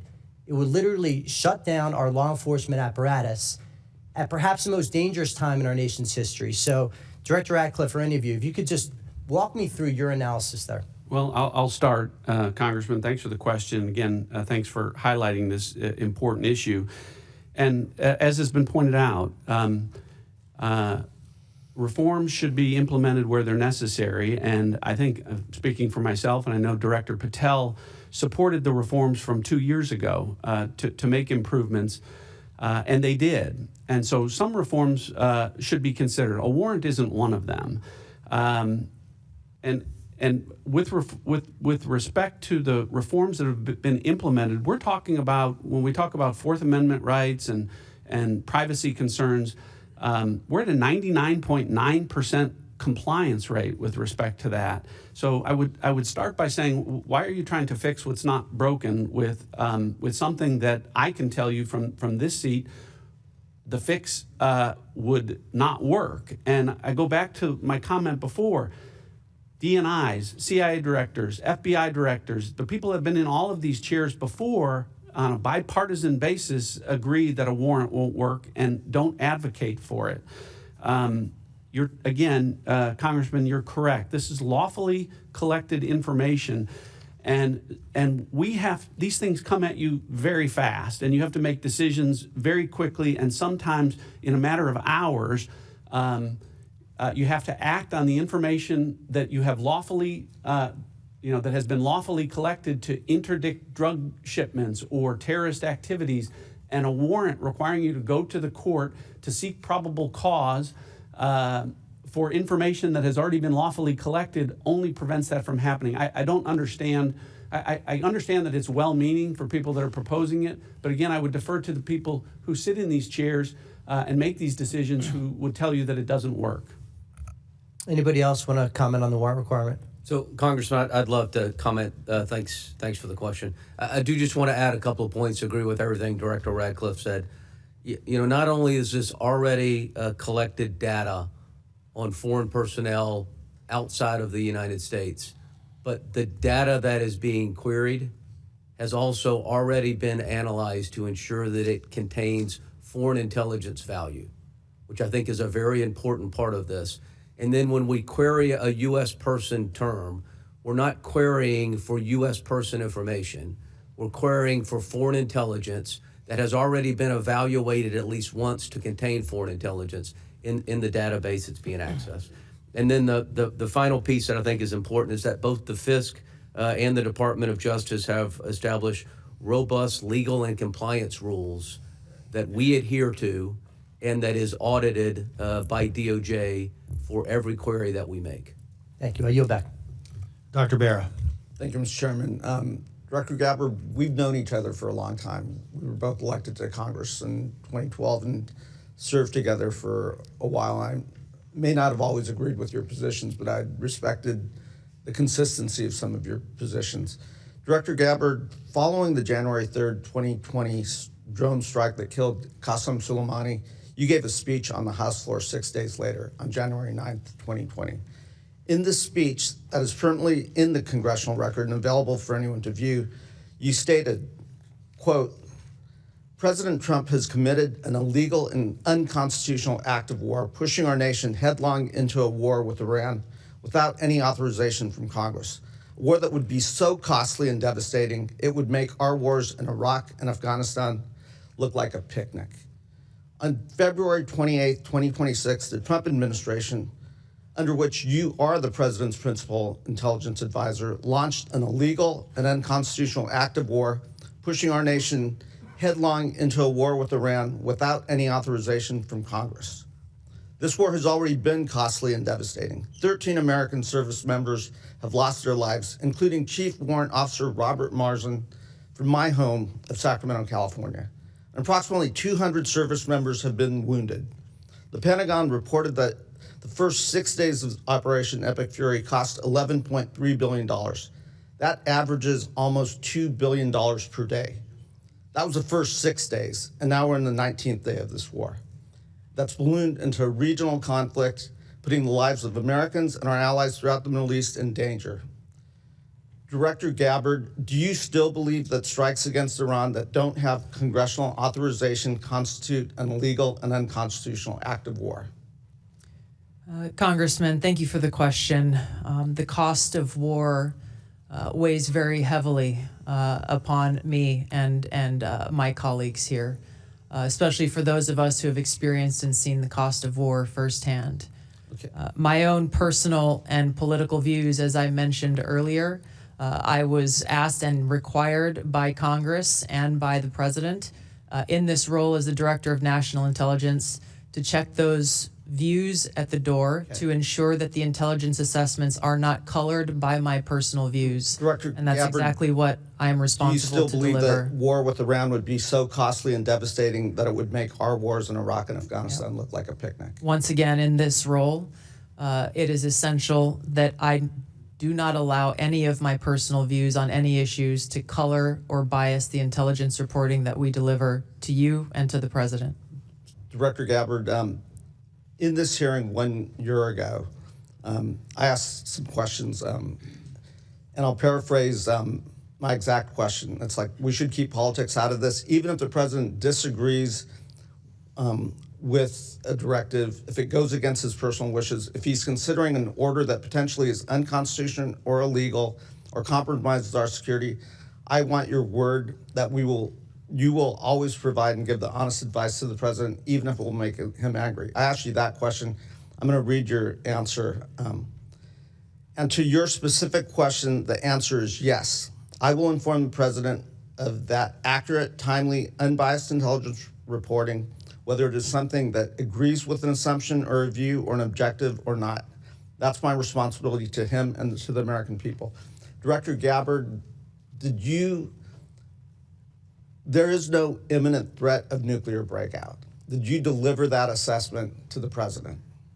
I have delivered the intelligence community's assessments to the president. There was no imminent nuclear threat to the United States. There was no evidence of imminence that Iran was going to attack American assets. That was different from anything they've done over 4 decades. That was going to attack our homeland. There was no imminent threat. Imminent is defined in the dictionary as something that is about to happen. Not something that's been happening for 4 decades, not something that is going to happen 3 months from now, not something that's going to happen a year from now. Imminent said this is about to happen. Did you deliver that assessment to the president? I delivered the intelligence community's objective analysis of the threats, the severity of those threats, and the scope, along with assessments of the different scenarios and contexts that exist within the Middle East. The president owes it to the American people to go on television, to explain to the American people, to the service members who have died in action serving our country, why we are at war with Iran. He needs to go on television and explain that directly to the American people, what the imminent threat was. Gentleman's time has expired. I would advise the members that a vote has been called. It's a single vote. And if members want to shuttle back and forth so we can maintain the continuity of the hearing, we'll do that. So if you start to see it, just to our witnesses, you know how this works. They'll be moving in and out to go address that vote and then returning to their seat. But at this time, I recognize Mr. Scott. Thank you, Mr. Chairman. Mr. Chairman, for the record, I would like to submit an article from Politico dated February 24th, 2026. And the title of it is Head of State of the Union, Dems Demand Trump Make Iran Plans Public. I think most Americans understand that if the President of the United States makes those plans public, then the enemies get to see them Without objection, so ordered. and that was the date of the State of the Union. Director Patel, I'm going to come to you very quickly, and then I'm going to move on. But I listened closely to Senator Langford's testimony yesterday about fraud and the other things that are going on, and I want to bring your attention. This was in March 25th of 2024. An unsuspecting Uber driver named Lalitha Tulanda Hall drove to a house near Columbus, Ohio to pick up a package. She had no idea that the 81-year-old man who lived there had just received a series of phone calls from scammers who had threatened to kill him if he did not give the woman coming to his house $12,000 in cash. He killed the lady, so she's dead. He now has a life sentence. Are you aware of any action or investigation that the Justice Department has taken to pursue justice, to bring the scammers and put them and make them pay for what they did? I think you're referring to, Congressman, scam centers and scam compounds that are wreaking havoc on our citizens. I'm referring to this individual case. This lady was murdered, and a man now has life in prison.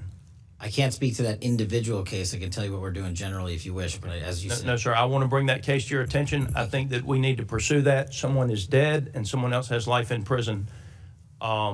And it was the scammers that did it. My heart goes out to both families, but the scammers are the ones that need to pay the price. They're the guilty party here. Director Gabbard, you made a lot of changes at ODNI, changes that I think were necessary, that I want to give you the chance to talk about. So what concrete steps in ODNI 2.0, what are they taking to address politicization, weaponization of intelligence, and unauthorized leaks? And how will these reforms help rebuild public trust in the intelligence community and help the United States of America? Thank you very much for the question, Congressman. I committed to all of you before taking this role that I would execute on that, to bring back ODNI's focus on its core mission, to cut the fat, to cut away any detractions away from that, and to ensure that our intelligence community was providing objective, timely, and relevant intelligence to the president and to policymakers. I conducted a ground-based review of the mission, the capabilities, and measuring effectiveness of ODNI, which resulted in a reduction of force by roughly 40% and a narrowing of focus and reorganization that consolidated and coordinated the experts within the ODNI in order to be able to deliver those effects. Leaking continues to be a prolific problem across the IC. We have and continue to implement tools and capabilities within the Zero Trust framework to be able to get after those leakers and refer them to the Department of Justice for investigation and prosecution. We've seen, we are continuing to focus on the issue of analytic tradecraft and the integrity of it, once again, to make sure that the analysis that's being conducted is not being colored by anyone's political or personal views on any issue. To that effect, we have and continue to conduct re-looks at different intelligence products that have been provided in the past. As the chairman mentioned, one related to anomalous health incidents, to identify politicization of these products in the past, and also make updates to intelligence community directives to ensure that these things don't happen again. Could you speak briefly to China's presence in the Caribbean and the Western Hemisphere? I'll be able to speak to this more in the classified setting, sir. Okay. Director Ratcliffe, I'm going to have questions for you there as well. We have not heard much about Haiti lately in the news, but it's very close to the United States. My understanding is that 1 in 4 Haitians, about 2.5 million people, now live in an area controlled by an armed group. Can you speak to what is happening in Haiti? Yes, sir. This was something that we talked about within the annual threat assessment. Haiti, along with Cuba, continue to be areas of volatility. Haiti, as you mentioned specifically, is being controlled by a gang, and we've seen increasing threats on U.S. persons within Haiti. These two countries continue to create challenges where, with increased instability, may be one of those drivers of increased migration flows to the U.S. Thank you all for your service.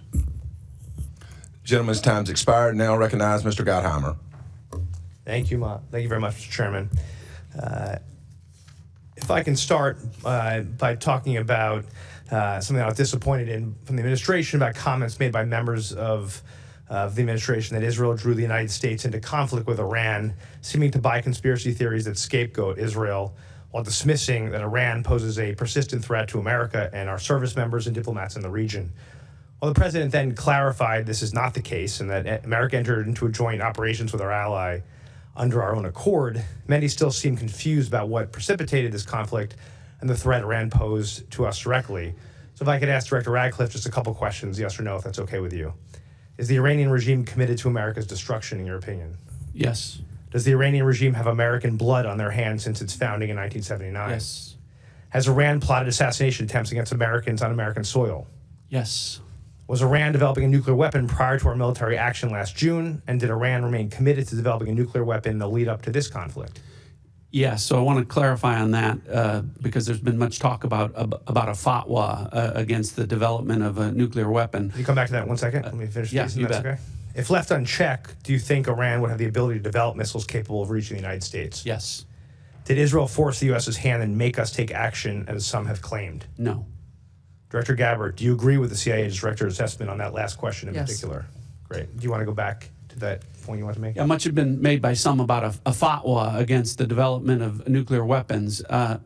Notwithstanding the fatwa, what we know, and the intelligence community is in agreement on this, is that Iran possesses at least 440 kilograms of uranium enriched to weapons grade 60%, which doesn't have a civilian use. The only use for that would be the development of nuclear weapons. Thank you, Director.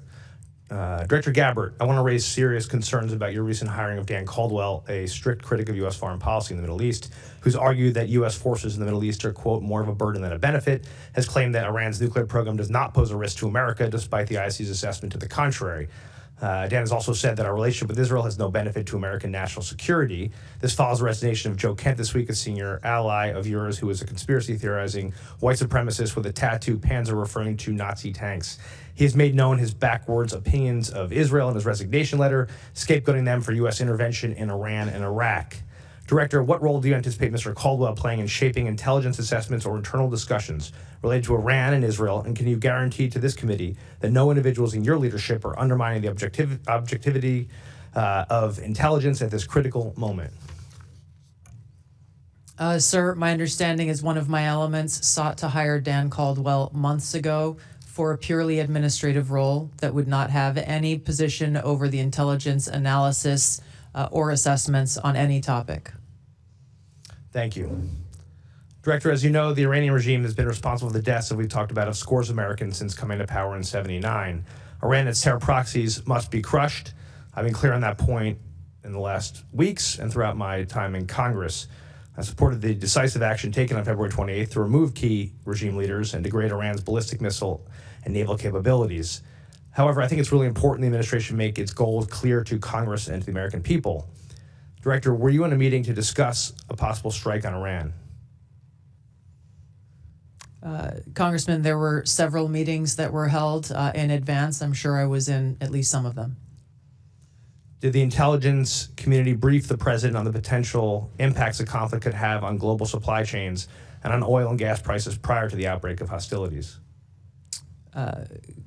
Were you in a meeting? Were you in any meetings where that came up? Yes, that is the intelligence community's assessments, and those were provided. Director, did the IC, Director Ratcliffe, if I can ask this to you, did the IC brief the president on who would succeed the supreme leader if he was killed and the likelihood that a replacement would be a hardliner? Was the president, say it again, was the president... Did the IC brief the president on who would succeed the supreme leader if he was killed and the likelihood that a replacement would be a hardliner or could be a hardliner?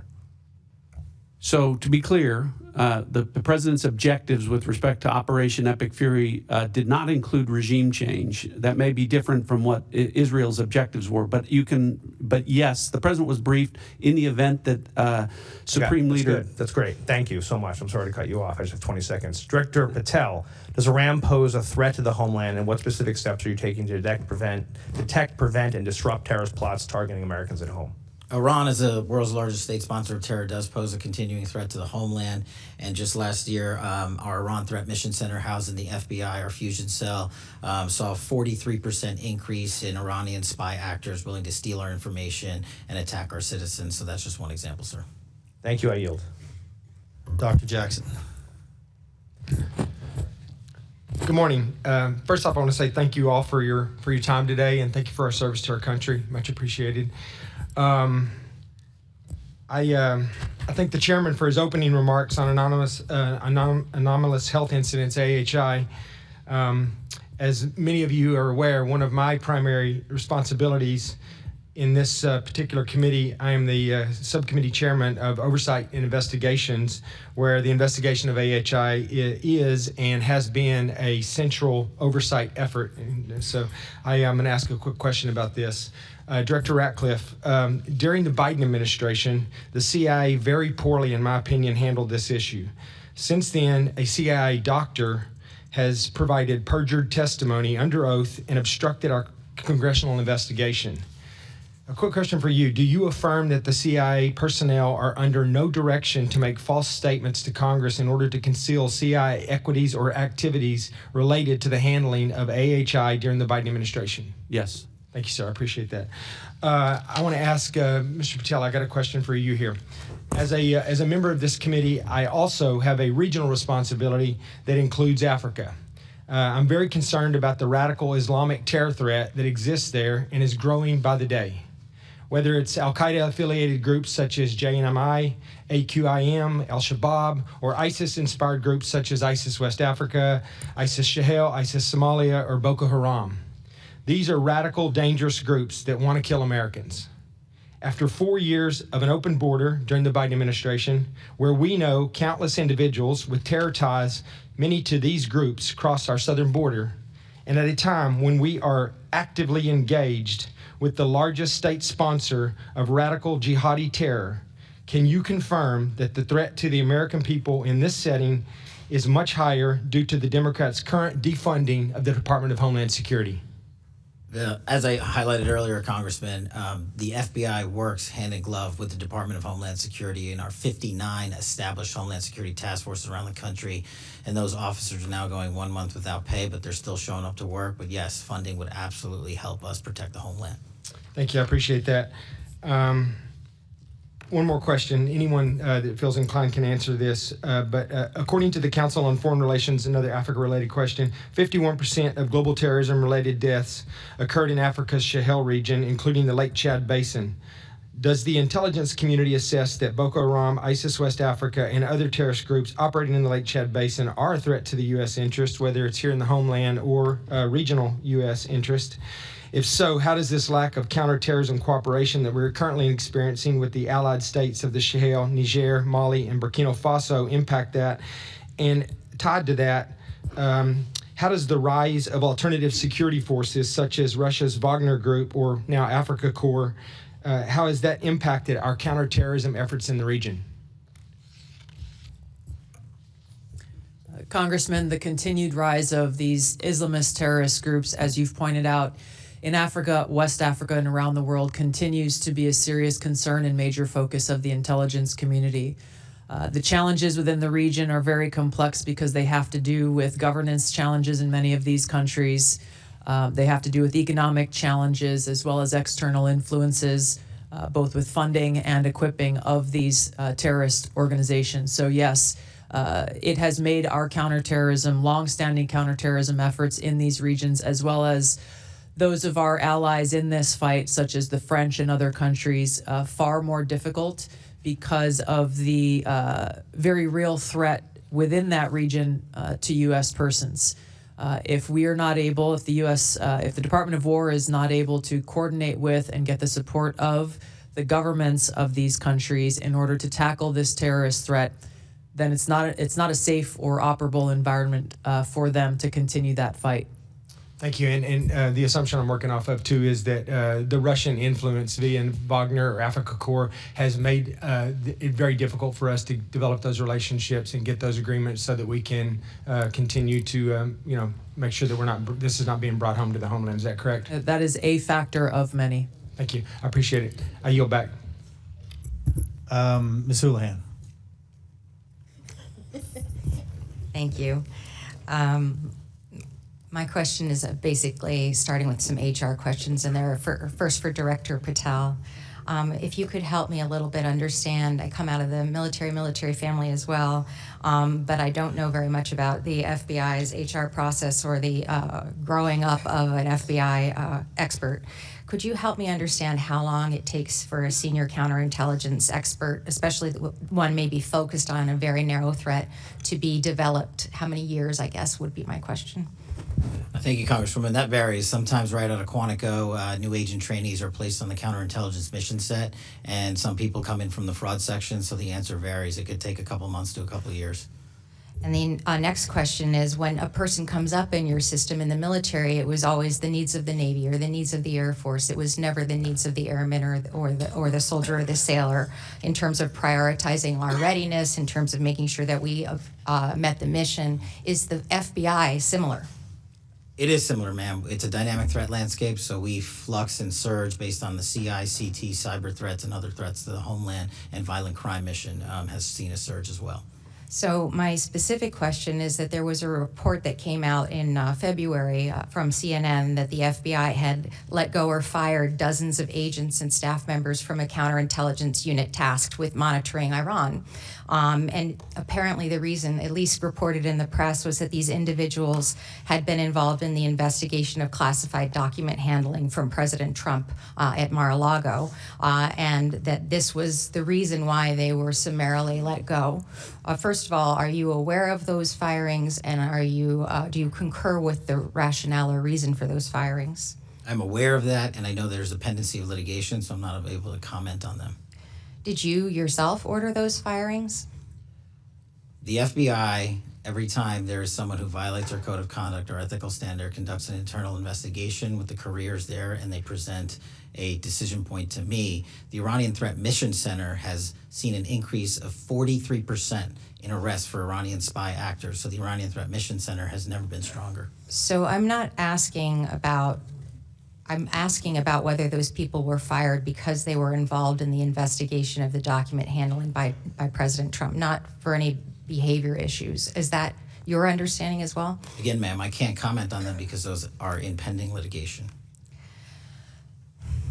I guess I'm a little stymied here, Director, because it feels as though literally when there was a possible pending war, I'm outside of this intelligence circle in many ways, even though I serve on the Intelligence Committee. You collectively must have been aware when these firings happened that there was a meaningful chance that the U.S. might be engaged with a war in Iran. And having these very expert, super qualified folks summarily dismissed at this time, it just feels like an odd choice in timing. Were you aware at the time that this was going down, that this may end up weakening the mission and the readiness of that group? The mission, as I stated, has never been stronger when you see a 43% increase in counterintelligence arrests and 21% increase in cyber arrests against the Iranian Threat Mission Center. My focus is on providing the American people the strongest FBI as possible. I don't work on timelines, I work on evidence that's presented to me. I guess my concern is that it feels as though, and I very much honor the tone and tenor of this hearing, that this is about making sure that that we depoliticize what is the most important thing that we all do, which is keep us safe. And it feels as though this issue is a political issue. And I just am worried that we are taking really good, really qualified people and picking fights with one another across party lines, rather than making sure that we protect ourselves and keep ourselves safe.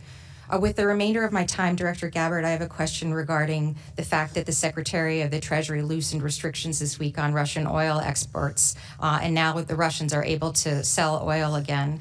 Did the IC assess that clearing the way for increased Russian oil sales would benefit Moscow, possibly? I don't believe there's been a formal IC assessment on this topic yet, as it is underway. So I would highly encourage that, because it feels as though by easing these sanctions, we are directly providing the Kremlin with revenue, the revenue that will be used directly to kill Ukrainian soldiers, and an increased likelihood that Putin will be successful in his war with Ukraine. I thank you for your time, and I yield. Ms. Wagner. I thank you, Mr. Chairman, and I want to thank our witnesses for being with us today. As we sit here in Washington, our armed forces and our intelligence assets are engaged in conflict with the world's largest state sponsor of terrorism, Iran. A radical, ruthless, and murderous regime that has killed and maimed thousands of United States troops and citizens over the past 50 years. CIA Director Ratcliffe, can you elaborate for the American people on the threat that Iran posed to our American personnel in the region prior to Operation Epic Fury? To the extent you can in open hearing. Sure, Congresswoman, happy to address that. I think is well documented, and as you've encapsulated, Iran has been a constant threat for the last 47 years. Hundreds, if not thousands, of Americans killed, certainly thousands of Americans maimed as a result of activities of Iran and its IRGC over the years. But particularly, no cessation with respect to the threats to U.S. interests and forces in the region, not just from Iran, but from its proxies, from Iraqi militia groups like Kataib Hezbollah, Lebanese Hezbollah, Hamas, the Houthis, all of these proxies, if you will, of the Iranian regime, funded by the Iranian regime, committing assaults and attacks on American interests persistently. So they did pose absolutely an absolute threat. A constant and immediate threat at all times. Thank you. General Adams, as Director of the Defense Intelligence Agency, can you inform the American people about the threat our armed forces have eliminated thus far? Yes, ma'am. Representative Wagner, thanks for the question, and I will like to go in detail. I'm going to cover a little bit here. we will be able to cover more detail in the Yes. classified session. But the goals that the president has set out that have been accomplished and executed by the Central Command were aligned along the DNI's discussion earlier. One, eliminate their ability to power project. And that was inclusive of ballistic missiles, but it also includes their UASs. And so we have been very effective. We can talk about specific numbers in the closed session. Okay. Their ability to reproduce both missiles and UASs we've been very effective. And you can tell from the news, in fact, the chairman talked about it this morning, we have sunk their Navy. And so those specific objectives have been very well accomplished and will go into great detail in the closed. General Hartman, as acting director of the National Security Agency, can you explain how weakening the Iranian regime is impacting the availability of resources to our adversaries like China? Mike, please. Hey, thanks for the question. Obviously not able to go into any classified discussion here, but certainly weakening the regime and weakening the collaboration between Iran, China, Russia, other adversaries has a global effect of making the world safer. Yes, thank you very much. Thank you for all your insights, and thank you for keeping our troops and our American people safe. As you know, I chair the first ever subcommittee on open source intelligence. Over the past year, our subcommittee has been working tirelessly to ensure the intelligence community is leveraging the vast amount of commercially available information to the highest degree of efficiency and cost effectiveness. Director Ratcliffe, as the CIA, is the functional manager of open source intelligence. Does the CIA know which data has been acquired across all agencies within the IC? Thanks for the question, Congresswoman. As you know, the CIA's open source enterprise is driving the open source collection across the entire IC in support of the administration's top priorities. Two of those priorities I've already talked about: counter-narcotics and threats from adversaries, use of emerging technologies. Those collections, as a result of our open source, are up 70% and 40 or 45% collectively. The CIA does lead the IC in pioneering new uses of AI to extract insights from the vast amounts of open source data that are there that we then share with analysts, warfighters, everyone across the IC. I thank you. My time has expired. I have a lot more questions dealing with open source that we will do in closed session. So I thank you. I yield back, Mr. Chairman. Before I recognize Mr. Gomez, I want to make sure that all members have had an opportunity to vote because they are prepared to close that vote on the floor. If you haven't, please go do so at this time. Looks like we're good. All right, Mr. Gomez.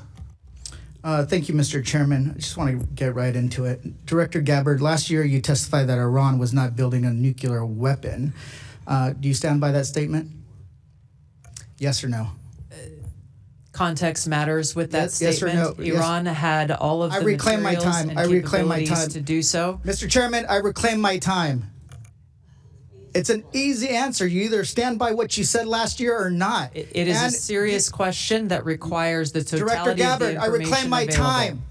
I reclaim my time. Did you, when President Trump was asked about your testimony, he said you were wrong. Were you lying or not?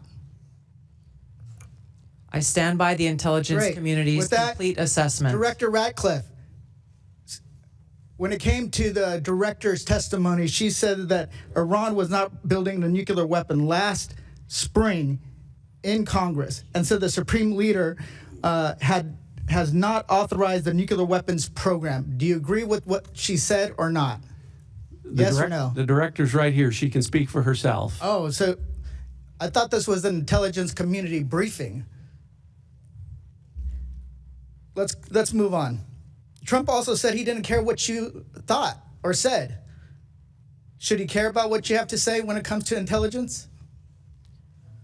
I continue to provide the president with the intelligence community's assessments on all matters. So let me just kind of get this straight. The department, you said that Iran was not building a nuclear weapon last year. President Trump said he didn't care what you thought, and you were wrong. They engaged in Operation Midnight Hammer. He then says it was obliterated. We hear later reports that in open source reporting that it was only set back by a few months. Then at the beginning of this war, he said that they were weeks away. I just want to kind of get a sense of, were they weeks away of achieving a nuclear weapon? Yes or no? Congressman, this is a serious matter, and you've made some very serious mischaracterizations yes here. Or no? Were they weeks and so away? It would be yes a or no? disservice to you and the American people to answer this question with a mere yes or no. Reclaiming my time. Were they weeks away or not? The American people need to know if this was an imminent threat or not. If they're weeks away or not. If they're months away or not. None of this dodging. Were they an imminent threat? Yesterday you said that only the president, the only person who can determine what is an imminent threat is the president of the United States. Do you stand by that statement? Yes, I do. Director Ratcliffe, do you agree with that assessment? That the president is the only person that can determine if something is an imminent threat or not? The president's commander-in-chief gets to make a decision about what's an imminent threat. The intelligence community, the intelligence. Reclaim my time. Reclaim my time. Intelligence community has provided a body of intelligence that supports the reason why the decision is that if the president can made. determine and ignore what you're doing, why do you guys even have a job? Why do you even advise them? So you're saying tomorrow the president of the United States can say China is an imminent threat, and then he can take his own. No matter what the intelligence says, he can take his own action. So that's what you're basically saying. Okay, let's go on. Director Gabbard, you said that North Korea has intercontinental ballistic missiles that can reach the homeland. Yet, the Defense Department said that Iran was at least 10 years away from achieving an intercontinental ballistic missile that can reach the homeland. Which one is a more serious threat, North Korea or Iran? These threats are taken within the context of the total body of intelligence reporting. So that's it should be, and that's my point. It's not just about having the capability of building a weapon. It's if they can actually deliver that weapon, if they can, they have the intention of doing that. How many weeks away are they? We haven't heard that there were weeks away. We haven't heard that there were months away. But that's what we're waiting for. Imminent, to me, means is that they're mobilizing troops. They're moving things into position, artillery. They're getting ready to attack. But everything that we've heard is that this is not the case. Gentleman's time has expired. Mr. Klein. Thank you, Mr. Chairman. Thank you all for being here and for the work you do. It's a marvel that just 1 year of strong leadership from the White House has shifted the conversation in this room from that of appeasement and passivity from the Biden administration to that of American strength brought about by the doctrine in Venezuela and Operation Epic Fury in Iran. And it's not lost on me that as we sit here, we have one side of the dais talking a big game on threats, and yet they're unwilling to even fund our Department of Homeland Security. I want to thank President Trump's leadership in each of your efforts. Because of your efforts, Americans are safer today with 2 less despots to deal with. Nevertheless, there remains work to be done. While Venezuela and Iran are in decline, aggression from adversarial nations like China and Russia and near constant threats of terrorism and cyber warfare continue to persist. The Chinese Communist Party in particular remains a top adversary that routinely deals in bad faith, and this was highlighted most recently by White House Office Director of National Drug Control Policy Sarah Carter when she delivered recent remarks in Vienna saying, quote, "We know that China's weak export controls and lax enforcement allow its chemical industry to foster friendships with the drug cartels. At the same time, China's overly effective controls over rare earth minerals wreak havoc on legitimate industries," end quote. Of course, we're now seeing reports of a new synthetic opioid called cyclorphene that is said to be 10 times more potent than fentanyl and undetectable on fentanyl test strips. As you know, President Trump may meet with President Xi in the near future, where trade and export controls will most certainly be discussed. Director Gabbard, what is your assessment of the quality and quantity of AI compute that China can indigenously manufacture? The majority of this question should be addressed in a closed hearing. The intelligence community's assessment is that China continues to rapidly advance its AI capability. Do you assess that export controls on semiconductor manufacturing equipment and AI compute have been effective, slowing the development and deployment of Chinese AI? The intelligence community's assessment is that one of the effects of those export controls is China has increased its focus on developing its own organic capability. What do you assess would be the economic and national security impacts if the U.S. decided to loosen export controls and allow the sale of NVIDIA Blackwell GPUs or large numbers of H200s to China? I don't believe there is an intelligence community assessment on that specific scenario. Okay. I think that these national security implications should be weighed heavily when conducting these talks, considering that fentanyl overdoses are only down in the U.S. thanks to the President's leadership in securing our borders and taking the fight directly with the cartels in our hemisphere, and not the empty words and actions of the Chinese Communist Party. Our adversaries are constantly conducting cyber operations on U.S. government and private sector networks to steal information and money or conduct disruptive cyber attacks. We've just been tracking the Chinese Typhoon actors for several years. And just last week, the Wall Street Journal reported that Salt Typhoon actors, which were responsible for targeting U.S. telecom, may have accessed sensitive FBI networks. I may have more to follow up on in the closed session. For now, I want to discuss how the overall U.S. government posture is going to change based on President Trump's cyber strategy, which was released last week. Been frustrated for some time about the unwillingness of prior administrations to decisively take action, including the use of offensive cyber operations. Director Patel, beginning with you, what can we expect from the FBI moving forward to be more aggressive on both defensive and offensive cyber activity? Thank you, Congressman. So as you stated, the president just launched a new national security cyber strategy, and within that is what the FBI just launched 60 days ago. It's the most comprehensive cyber program we've ever put out, called Winter Shield. And what we do, connecting Pillar 1 and Pillar 4 of the president's strategies, is go on offense and defense. And so what we've done already is, while we are always going after nation-state actors, we also have to engage with the private sector communities, because they are going after the private sector as well. We've held 355 engagements in the last 60 days with enterprises across America to harden their networks. And as you recall, just a couple of months ago, our banking infrastructure was hit by a ransomware attack from overseas. In one weekend, the FBI disrupted and kicked off every one of those bad actors from that network, saving the American people their valued billions in those bank vaults. So this is some of the things we're doing, but we need constant engagement with the private sector. Great. General Hartman, what efforts are underway at NSA to bolster intelligence collection and threat detection in coordination with other federal agencies to target adversary cyber operations? Congressman, thanks. Significant effort to really focus our cybersecurity director, working very closely with Director Patel and our Cybersecurity Collaboration Center, which has thousands of analyst-to-analyst relationships with private organizations across the country. We need more work, not just from an offensive standpoint, but working across government and certainly working across private industry. And we're both dedicated and resourced to doing that, Congressman. Thank you for what you do. Yield back. Gentleman yields. Mr. Quigley. Thank you. Lightning round, please. General, I understand tomorrow is your last day before retirement? Yes, Congressman. I can think of better ways to finish things for you, but we appreciate your being here. I want to respectfully ask you and each of you, if you have full-time personnel dedicated to analyzing and collecting foreign threats on the 2026 elections, and if so, just yes or no, and how many personnel we have. Congressman, I'll get you the exact number, but certainly we have people paying attention to those threats. Thank you.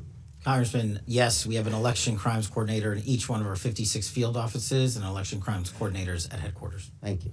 Yes, we have personnel dedicated both to election security as well as foreign intelligence related to election influence. Thank you. Yes, we do as well. I don't know the numbers, but what we do collect, then we contribute to the larger IC coordination. Thank you. And Representative Quigley, we do not, to my knowledge, have anyone at DIA on that topic. A question again for all of you. Well, first, Director Gabbard, you've seen the reports about whether or not Russia has helped Iran in targeting in the current war in Iran. Can you confirm that, or is that something we're going to save for a closed session? We'll save that for the closed session, sir. But within that context, on CNBC, Steve Witkoff said on a recent call with President Trump, Russian leaders denied they were sharing this target information, shock, surprise, all that they would do that about U.S. military assets with the Iranians. Mr. Witkoff said, so you know, quote, we can take them at their word. Let's hope they're not doing this.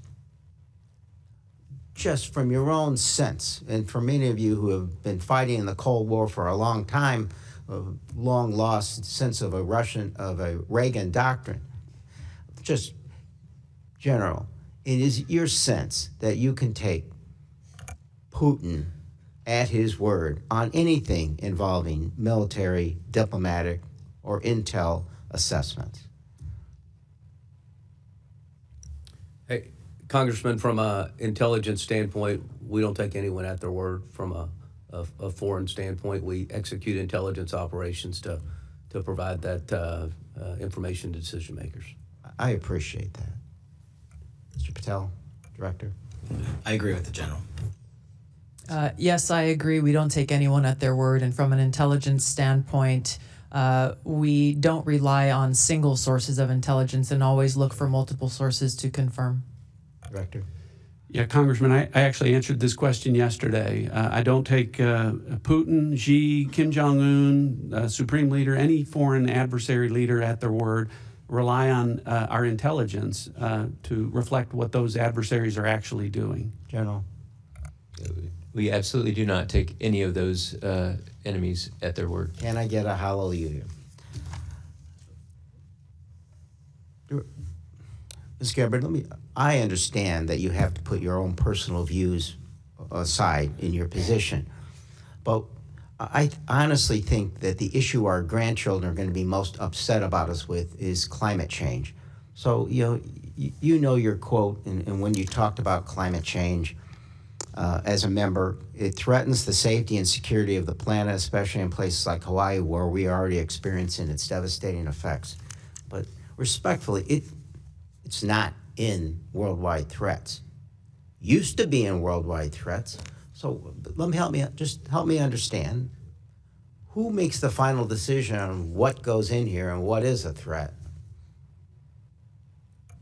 Congressman, it's a collection of the intelligence community's assessments that the National Intelligence Council and our experts there work on. This year, we've structured the annual threat assessment around the President's national security strategy to address the most tangible and direct threats to our security and our interests. I get that part.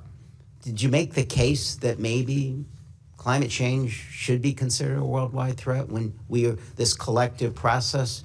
Did you make the case with what you said not that long ago? Yeah, once again, we focused on the most tangible and direct threats given the complexity of those threats that exist here and on the homeland and around the world. So that's stating that climate change isn't in any way a tangible threat now or in the future.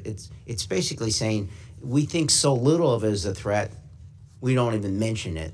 I think the changing of the climate, the weather, the environment is a factor that goes into the different intelligence community assessments on effects. Gentleman's time has expired. Ms. Tinney. Thank you, Mr. Chairman, and thank you so much to our briefers and for your service to our country in multiple cases for some of you. And everyone who serves in the intelligence community to give the support to everyone that's serving.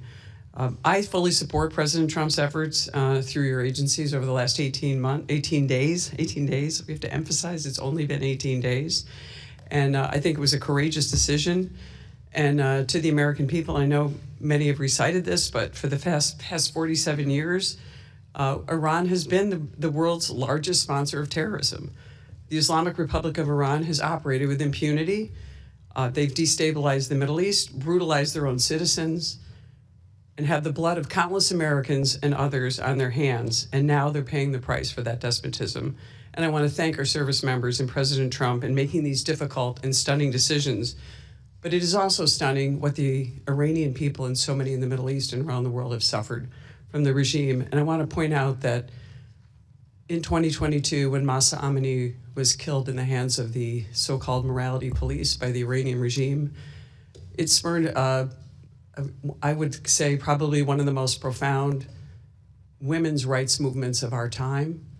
So many women stood up in the face of certain death, or at least imprisonment, definitely having an eye gouged out, like so many others, to stand up. And I am so grateful that these people now have an opportunity to actually have some kind of regime that would give them a chance at freedom after all these years. And I wanted to ask Director Gabbard, some of these people and many of these people do not seem to have access to outside information. Can you characterize what the access would be to the internet or cell phones for those in Iran who have no idea about anything and are only receiving the propaganda from the regime?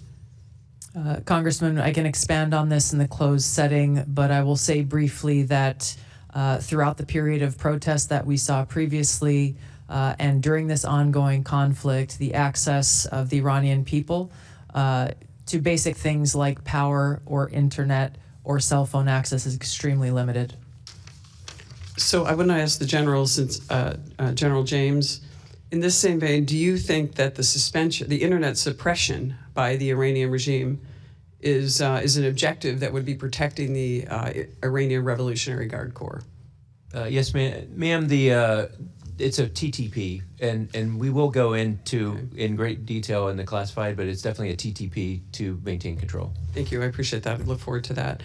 I want to turn to the northern border, which I represent, most of the northern border with the state of New York. Across the Lake Ontario shoreline, we know that many on the foreign terror watch list. In 2024, 358 suspects were found and arrested on the northern border. Fiscal year 2025, that number has been reduced to 307. I wanted to ask Director Patel, how would you characterize the type of those types of people that you have obtained, arrested, or encountered on the northern border? Cartels, Islamic terror, organized crime. How would you characterize those people, if you can? Thank you, Congresswoman. With the solidification and reinforcement of the southern border, the northern border has become a target of opportunity for foreign terrorist organizations, cartels, those that wish to conduct espionage activities, basically all of the above. How would you characterize the partnership of our Canadian friends to the north and their willingness to stop these individuals, especially in the last year or so? At the FBI, we have engaged with the RCMP and their intel services at levels never seen before to specifically focus on the fentanyl productions north of our border. The cartels have shifted their operations to produce the lethal fentanyl that kills so many Americans. So that's one example where we're focused and locked in with our partners north of the border. Thank you very much. I appreciate that. One last thing I just wanted to ask. Upstate New York is now the new home to Micron, one of the world's 3 leading memory manufacturers and the only U.S. leading memory company. Memory produced at Micron is an integral component of the GPUs used to train America's dominant frontier models. I'd love to find out, Director Ratcliffe, what would be the economic and national security implications if China were to catch up on the U.S. on memory, GPUs, critical minerals, all those things that go into everything and leading up to this, including the advent of AI? Well, what you've seen, Congresswoman, is that when China can take advantage of things in the supply chain like critical minerals, they'll do that. This is particularly problematic in the area of all emerging technologies, and AI in particular. Obviously, whoever is dominant in the technology fields in the future will dictate the rules in the international marketplace. It would be devastating if China were ahead of us. Thank you. I appreciate it. I yield back. Mr. Cohen. Thank you, Mr. Chair. Director Patel, you had a question from Dr. Jackson about the shutdown we're in now with Homeland Security, and I believe you said that this would be harmful to America because of the threat from Iran. Is that correct? Do I recall that correctly? Generally, yes, sir. How many days before we invaded Iran? Did you know we were going to launch an invasion? We can get into those details in a classified setting, but I work with my colleagues across the spectrum here to give me advance warning so that we can reinforce. Was it 2 days, 3 days, a month? It was sometime before that, sir. Sometime before that. So you had not, with that knowledge, why did you fire at least a dozen agents in Counterintelligence Unit 12 that specializes in Iran counterintelligence, which makes us much less secure and safe with this war going on from Iranian attacks potentially against our country? As I said earlier, Congressman, I don't work on timelines when these terminations occur. There are internal investigations conducted by the careers at the FBI that highlight unethical or inappropriate conduct, and it's up to me to make the decision. But our Iran Threats Mission Center has never been more resourced, as I've highlighted, a 43% increase in counter-espionage arrests from Iran alone, and 360 ongoing terrorism investigations with Iran-affiliated individuals. And the people you fired, those 12 people, they were experts on Iran, were they not? I don't believe so. They worked in counterintelligence, did they not? I'm taking you at your word, sir. I'm not familiar with every You're the single chief word. director. I'm not. You should know the answer. You fired the people. Where did they work?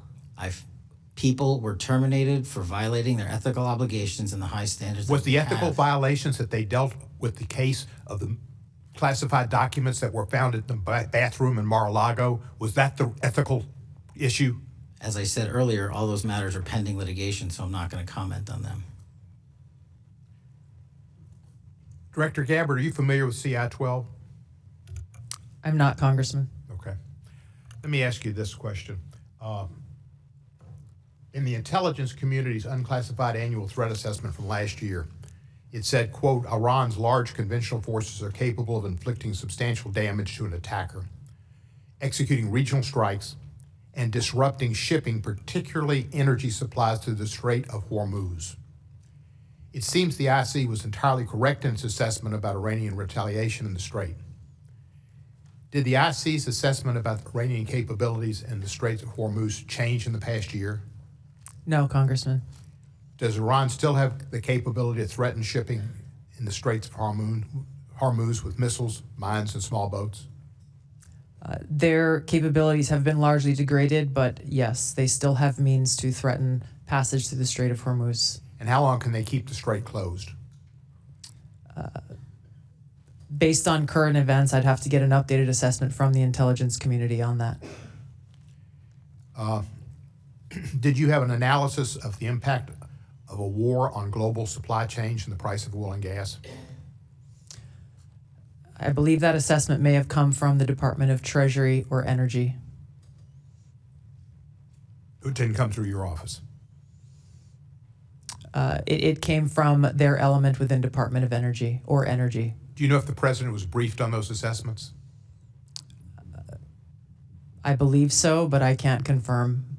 So if he was briefed on those assessments that that was a problem and the Straits of Hormuz could be shut off and that's causing a great problem in the world's economy with oil prices going up to like under $120 or something a barrel and an effect on all countries' economies, why would the president not have taken actions to strengthen defense around the Strait of Hormuz? All I can say is that the president ultimately is responsible for making the decisions based on the totality of information and intelligence that he has available to him. The intelligence that he has available to him, that's a scary thought. Does the IC know where Iran's enriched uranium is? The IC has high confidence that we know where it is. And can you tell us that in classified? We can speak more about this topic in the classified setting. Okay. Could it be, we have methods of destroying it?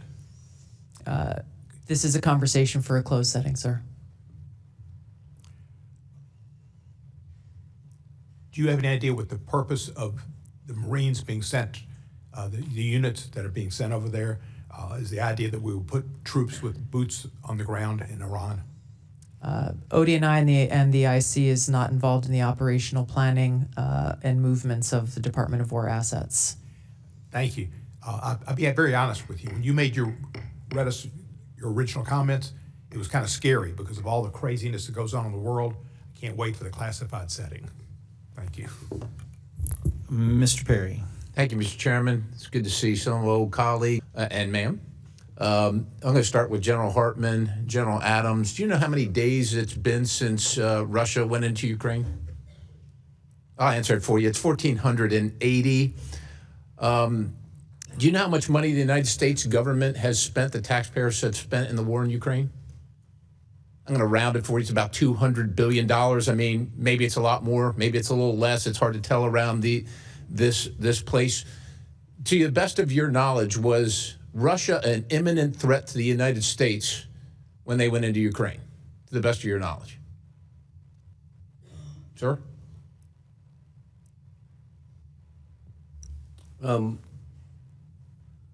Congressman, I wasn't in this position. I understand. When that decision was made. I'm saying to the best of your knowledge, I know it goes back 1,480 days, but...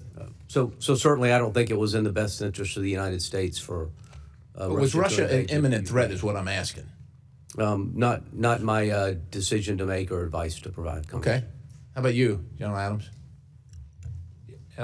Like General Hartman, I was in a different position 4 years ago. In to make that assessment. Yeah. Are you? I guess can I ask you to clarify? Are you saying was Russia going to attack the United States 1,480 days ago? Not to my knowledge. Yeah. All right. You recall who the president was at that time, gentlemen? I'll help you out. It was President Biden. Do you know who the Speaker of the House was at that time?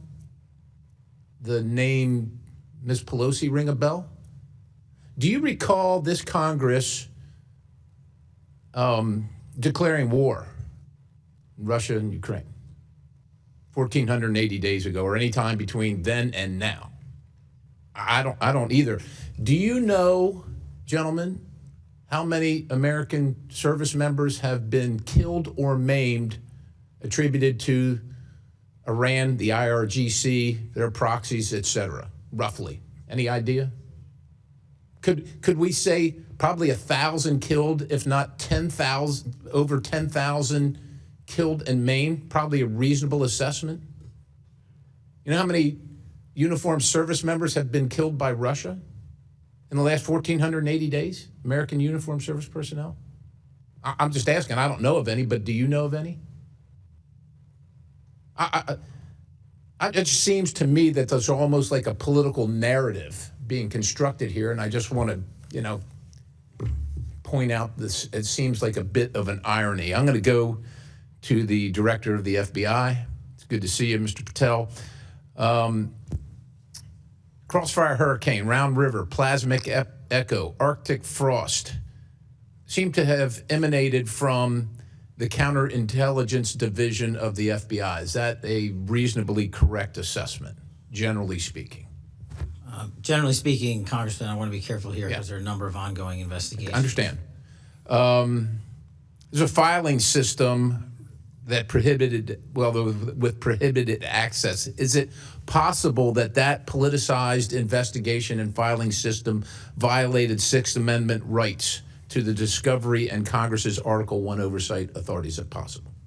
Without giving you a definitive answer that rests with the DOJ, let me just talk about prohibited case files real quick. Sure. Prohibited case files are basically files that prior directors had created to essentially hide what was going on. They do not exist in our Sentinel systems. They do not exist anywhere. And if you search for that specific case, it won't even come up, which is why I, as the first FBI director to do so, have terminated prohibited case files. And as you know, I'm wed to constitutional oversight here at Congress, and I've delivered 50,000 pages, which is 400% more increase than my two predecessors combined. Director, would ensnaring individuals or organizations based solely on their political affiliations or viewpoints be a potential violation of the Fourth Amendment?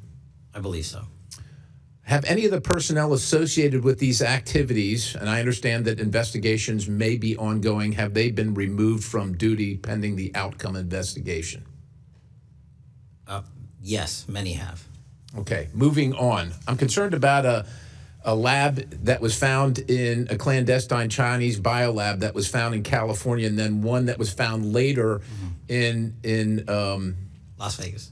Yeah, Nevada. And I'm wondering, are you concerned about a lack of vision or imagination in agents that solely work on a case and can't see that China has the has the capability and the impetus to do these things all around the country and things like those things? And have you done anything about changing that training or that operational conduct of agents? I can only speak to what I've done, and this FBI is keenly aware of it. We're the ones that figured it out, not just in Las Vegas, but places like Michigan, where we arrested multiple individuals who were pretending to be researchers at the University of Michigan while bringing in lethal pathogens and trying to steal our trade secrets and our agricultural secrets, which is national security. So this FBI is laser focused on the Chinese threat, especially related to biolabs and agricultural theft. Appreciate the response. I'll yield the balance. Mr. Fallon. Thank you, Mr. Chairman. I would be remiss if I didn't mention Operation Absolute Resolve and the arrest and capture of Nicolas Maduro and his wife. It was incredibly complex. It was bold. It was unprecedented. It was a wild success. It really harkens thoughts of Raid on Entebbe 50 years ago, except this actually remarkably exceeded that in its success. It was historic, and it altered undeniably the geopolitical landscape in the United States' favor. So our military and our IC should be lauded, and I want to offer a hearty and deserved congratulations to all of you that are testifying before us today. Thank you. Director Ratcliffe, I want to just visit with you a little bit. First, I do want to take a point of personal privilege. I attended Coach Holtz's funeral Monday. He was very proud of you. How long has Iran been pursuing a nuclear weapon, Director? Congressman, let me respond. I appreciate the kind remarks, and I also want to congratulate the people of the 4th District of Texas for getting a lot better representation than they ever did from the guy that was previously in that seat. Notwithstanding, as I talked about, a fatwa that was issued, I believe, in 2004, Iran has had a dedicated nuclear program beyond civil limits for the development of nuclear weapons. They currently possess at least 440 kilograms of highly enriched uranium at 60% weapons grade that would be capable of putting together 10 nuclear weapons. Director, what nation state has achieved 60% enrichment and then not produced a nuclear weapon? I'm not aware of any. There's none. You get to 60%, there's a reason you're at 60%, because you are pursuing nuclear ambitions. So we have sanctions have been imposed in the past, and yet that pursuit continued. Their economy was teetering, the pursuit continued. Their people were suffering, the pursuit continued. Under the Bush, Obama, Trump 45, Biden now, Trump 47, that pursuit continued. Then last June, Operation Midnight Hammer. Nuclear program was dealt a significant setback. But not only that, the autocratic, illegitimate regime in Tehran witnessed firsthand that the American resolve under this administration should be taken very seriously. I want to read you a few quotes. Iran will never be permitted to build a nuclear weapon. Barack Obama 15. The message to Iran should be loud and clear. We will never allow you to acquire a nuclear weapon. Never. Hillary Clinton. Iran will never get a nuclear weapon on my watch. Iran can never develop or acquire a nuclear weapon. Joe Biden. Make no mistake, as president, I will never hesitate to take whatever action is necessary to defend American forces and interests from Iran. Kamala Harris. So last June, we have Midnight Hammer.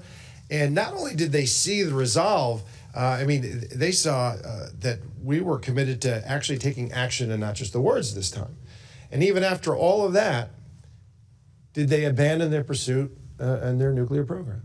They absolutely did not, Congressman. I think you point out the success of Operation Midnight Hammer is that one of the things that we assess in the intelligence community broadly is that since that operation, Iran has been unable to enrich a single kilogram of uranium to 60% since that operation. But as you correctly point out, Congressman, notwithstanding that, our intelligence is also clear that they have not lost their ambition, and that the activities to rebuild or reconstitute their nuclear facilities and centrifuges is something that the intelligence, there's a body of intelligence that I think confirms that. Then we had 8 months of negotiations and attempted diplomacy. They proved fruitless, and yet the pursuit continued. And then, Director, and is there any intelligence or evidence that the Supreme Leader and his thug mullahs, after all that, at the beginning of this year, were going to finally stop their pursuit of their nuclear weapon in their program? No. So we have some folks here that are splitting hairs about imminent threat. You know what? Was it a grave threat, Director, in your opinion? Nuclear weapons are a grave threat in the hands of religious ideologues. 60% enrichment. No nation state that achieved that hadn't produced a nuclear weapon. We can either talk about it, kick the can down the road, and let them get a nuclear weapon and get danger close to it on the precipice, or we can take action now, and this is what this administration chose to do. Thank you, Mr. Chairman. I yield back. Mr. Stubbe. Thank you, Mr. Chairman. Every day, the brave men and women of our intelligence community, armed forces, and federal law enforcement work to protect our homeland from a constant and evolving array of threats. But since Democrats chose to shut down the Department of Homeland Security, those threats have grown more acute. Our country has already experienced 4 terrorist attacks since the shutdown began. The consequences are no longer hypothetical, they are unfolding in real time. At a moment when the global threat environment is intensifying, terrorist organizations are resurging, and adversaries continue to encourage violence against Americans. Congress should be reinforcing our defenses. Instead, Democrats have sidelined the very department responsible for keeping the homeland safe. Not a single Democrat here on this committee voted to reopen the Department of Homeland Security. That was not an accident. It was a political decision made at the expense of the safety and security of the American people. As threats to our homelands rise and our enemies grow more emboldened, this decision has weakened our defenses and replaced action with dysfunction. Each day, the threat environment worsens, and with it, the risk to the American people, which is indefensible. Do each of you agree that the reckless Democratic shutdown of the Department of Homeland Security has affected your agency's ability to detect, deter, and respond to threats against the homeland? Specifically, has it impacted intelligence sharing, operational coordination, or your capacity to prevent attacks? General Hartman. Congressman, it hasn't had a significant impact on the foreign intelligence mission of the National Security Agency. Director Patel. The shutdown has had a significant impact on how we protect and defend the homeland. Director Gabbard. This has directly affected the intelligence elements within the Department of Homeland Security negatively. Director Ratcliffe. I would agree with the Director of National Intelligence. General Adams. No significant impact on the Defense Intelligence Agency and the foreign threat that we analyze. So, Director Gabbard, you in your opening statement talked about the threats to the homeland and the changes that you've made as it relates to the border and the changes that the president has made after 4 years of open border policies under President Biden, during which cartels and gangs expanded their operations into American cities. What specific actions has ODNI taken to disrupt these criminal cartels and networks and stop the fentanyl poisoning and murdering U.S. citizens? Thank you for the question, Congressman. We've taken several actions to be able to get after this threat that the president made a priority. Number one being making historic shifts in intelligence collection towards addressing this threat. I believe it is the biggest shift in intelligence capabilities that we've ever seen, or certainly in a long time. The integration and cooperation between our National Counterterrorism Center with the DEA and other Department of Homeland Security elements is also unprecedented. We have taken and coordinated the collection of individuals, known and suspected terrorists, known and suspected cartel members, leaders, and inputted that into the TIDE system, which has radically increased and improved our ability to identify those who are cartel and gang members trying to enter our country and those who may already be in our country. National Counterterrorism Center has been working again in coordination with our interagency partners to get after the financial networks that these cartels and gangs rely upon to be able to continue to fund.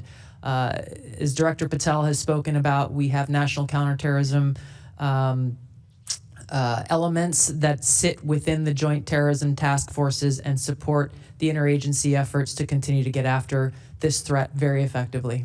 Thank you. Director Patel, Mr. Cohen was asking you about a recent firing of counter-espionage agents with Iranian expertise. You and the FBI will continue to take all required steps to keep the American people safe during President Trump's historic military action against an oppressive and evil Iranian regime. Is that correct? Absolutely, and there's 36,000 people employed at this FBI. And I reject the notion wholeheartedly that the termination of those that were weaponizing law enforcement are the only ones that can do the mission. There's a 43% increase in counterintelligence and espionage arrests just related to Iran alone, which is a record year for the FBI. Well, and you plussed up nearly 1,000 agents in the field throughout the United States since this has occurred. Yes, sir.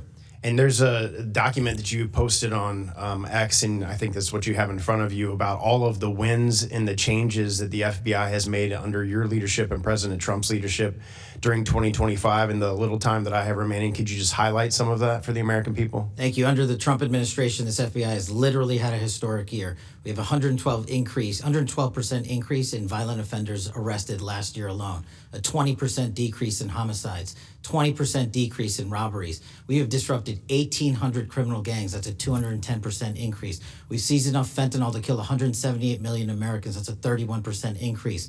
We have gone after the most vulnerable in our society, protecting children. A 490% increase in arrests on those that prey on our children online. We have located, found, and identified 6,200 missing kids. That's a 30% increase. We have dismantled and taken down 1,700 child predators. That's a 17% increase. And those that wish to traffic our young American citizens and women, 300 human traffickers have been arrested. That's a 15% increase. And seven of the FBI's top 10 most wanted fugitives in the world have been apprehended in the last 13 months. To put that into perspective, there was 4 in the prior 4 years. So this FBI under President Trump is fully stocked to get after every single fight we have, and these are just some of the statistics. So I thank you for letting me highlight those. Thank you. My time's expired. Mr. Crenshaw. Thank you all for being here in this marathon, two-day marathon. Appreciate y'all. I want to talk about FISA.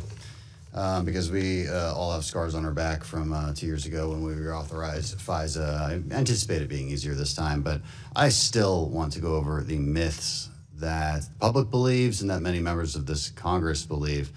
Mr. Patel, I'll focus on you here. Myth number 1 has to do with 702 versus FISA Title I. Trump was targeted with FISA 702. Is that a myth? That's a myth. It's not true. It's just real quick. How was President Trump targeted under Crossfire Hurricane? Under FISA Title I, Title III authorities, information was presented to the Foreign Intelligence Surveillance Court, a search warrant to surveil individuals associated with the Trump campaign, which was later revealed through the House Intelligence Committee's work that the information collected was not only unverified, but individuals lied in that application, individuals that were government officials. I think it's worth pointing out that whether this process was FISA or in regular court, it was still lies told by the people trying to get the warrant. It had nothing to do with FISA. It was simply the people trying to get the warrant were lying. Okay, myth number 2. A query means that we're spying on Americans, means we're reading their inboxes, we're getting inside their text messages, all of that. Is that true? No, I'm going to borrow General Hartman's answer. A query of 702 is pursuant to lawfully collected information of non-U.S. citizens overseas. Right. So if you query an American citizen, are you accessing their inbox? No. You're just seeing if they have spoken to somebody who was a foreign intelligence officer, let's say, and you would know they've spoken to them because they would show up as part of that conversation. In foreign intelligence collection. In foreign intelligence collection. So if if you wanted to get inside their inbox, you would have to get an actual warrant under current law, right? A U.S. person. A warrant or a subpoena process, yes, sir. Okay. So that's a really important distinction. Congressman, if I could just... Sure. But you wouldn't use FA 702 to do that? Correct. To get in I just want to be clear about that. Yes, you would not. You would use your regular court process. No authority under 702 to collect intelligence intentionally against a U.S. person. Absolutely. Right. Yeah, so when somebody, and let's say their name rhymes with, I don't know, Tucker Carlson, is claiming that the CIA is spying on him, I'm going to guess here, because I don't know, I'm going to guess that the most likely scenario is that in the process of him speaking with Iranian intelligence officials, it is incidentally collected. Nobody is spying on Tucker Carlson or his inbox, to my knowledge at least. Number 3, another myth. A warrant requirement, should it be required by law, it's for a simple query, that should be easy to get. right? What's the problem? It's easy to get a warrant. We do it all the time. Would it be easy? In my opinion, no. But And the reason it wouldn't be easy is because oftentimes these queries are part of a very typical analytical process, and they would not meet the judicial standards of probable cause. And I've seen many examples of this. I would love if you guys had some examples that are declassified. I've seen them in a classified session. So I guess my point is, and now that we've debunked these myths, is you put that warrant process on a simple query, you're taking away our analysts' ability to connect the dots from the outside actors, which we can collect on. They have no constitutional protections.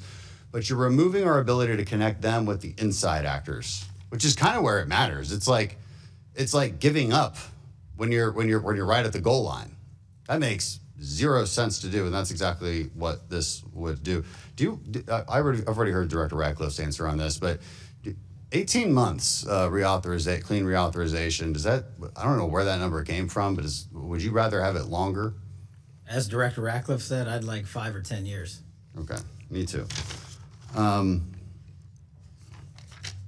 We went over that really quickly and well. I yield back. Thank you. Mr. Hill.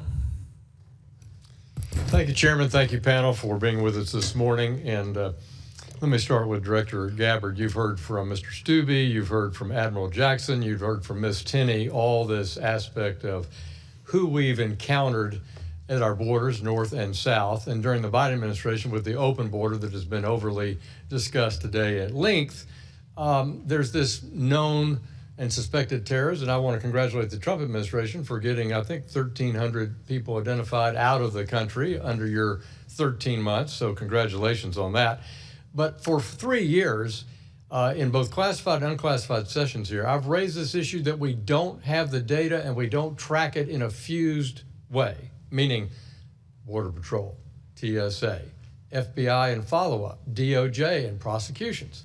And we don't really have that at our fingertips for oversight purposes. And I asked you at last year's Worldwide Threats, would you commit to helping us achieve as the ODNI that fused data? You agreed, but it was only 3 days ago I got that commitment from you in writing. So let me ask you again, can you help drive that process across the bureaucracy to get that regularly provided to the intelligence committees?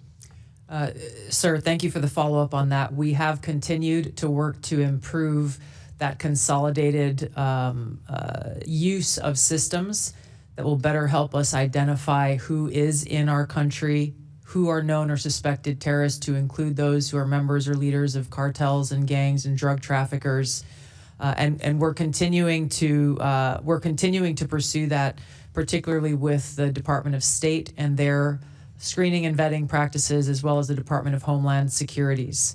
I will say that there has been a drastic improvement in our own screening and vetting systems, and that coordination is occurring, but there are still some silos that need to be broken down. Also, in follow-up to the discussion today, I heard my friend from California, Mr. Barra, assert that President Trump's action in epic fury was unconstitutional. Do you think it was unconstitutional, the decision taken by the president? That's a legal question, sir, that I believe has been asked and answered by the White House counsel.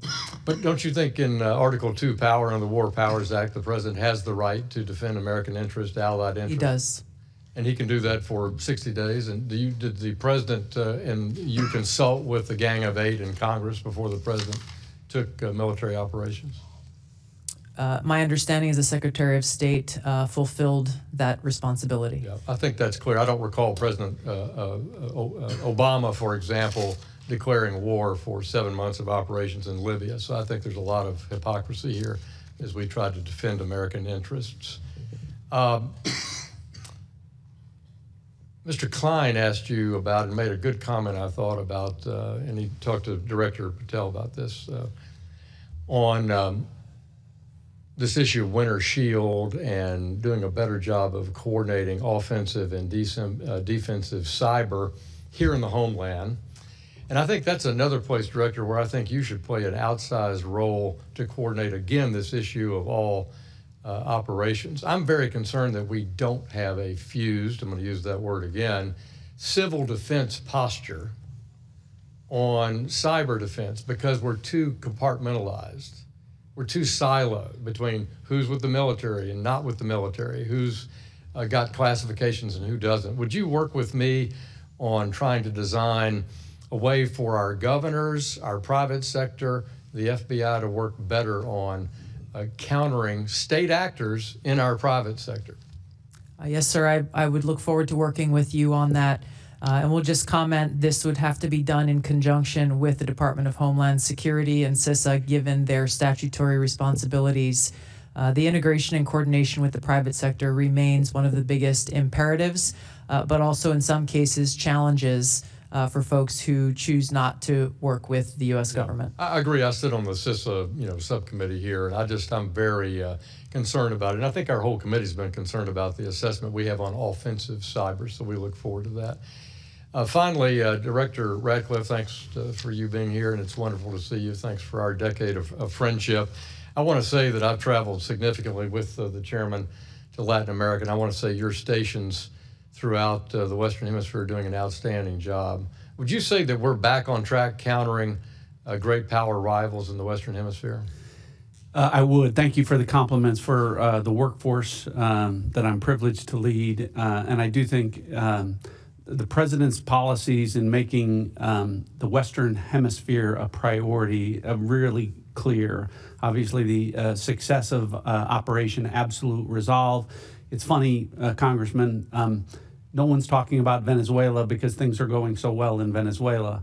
But it really shows the commitment that the president has to taking care of business for American interests in our own hemisphere. And it's not limited to Venezuela, it's throughout Central and South America. And I think that you'll continue to see continued progress with respect to that. Thank you, and I thank all of you for your service to your country, and I yield back.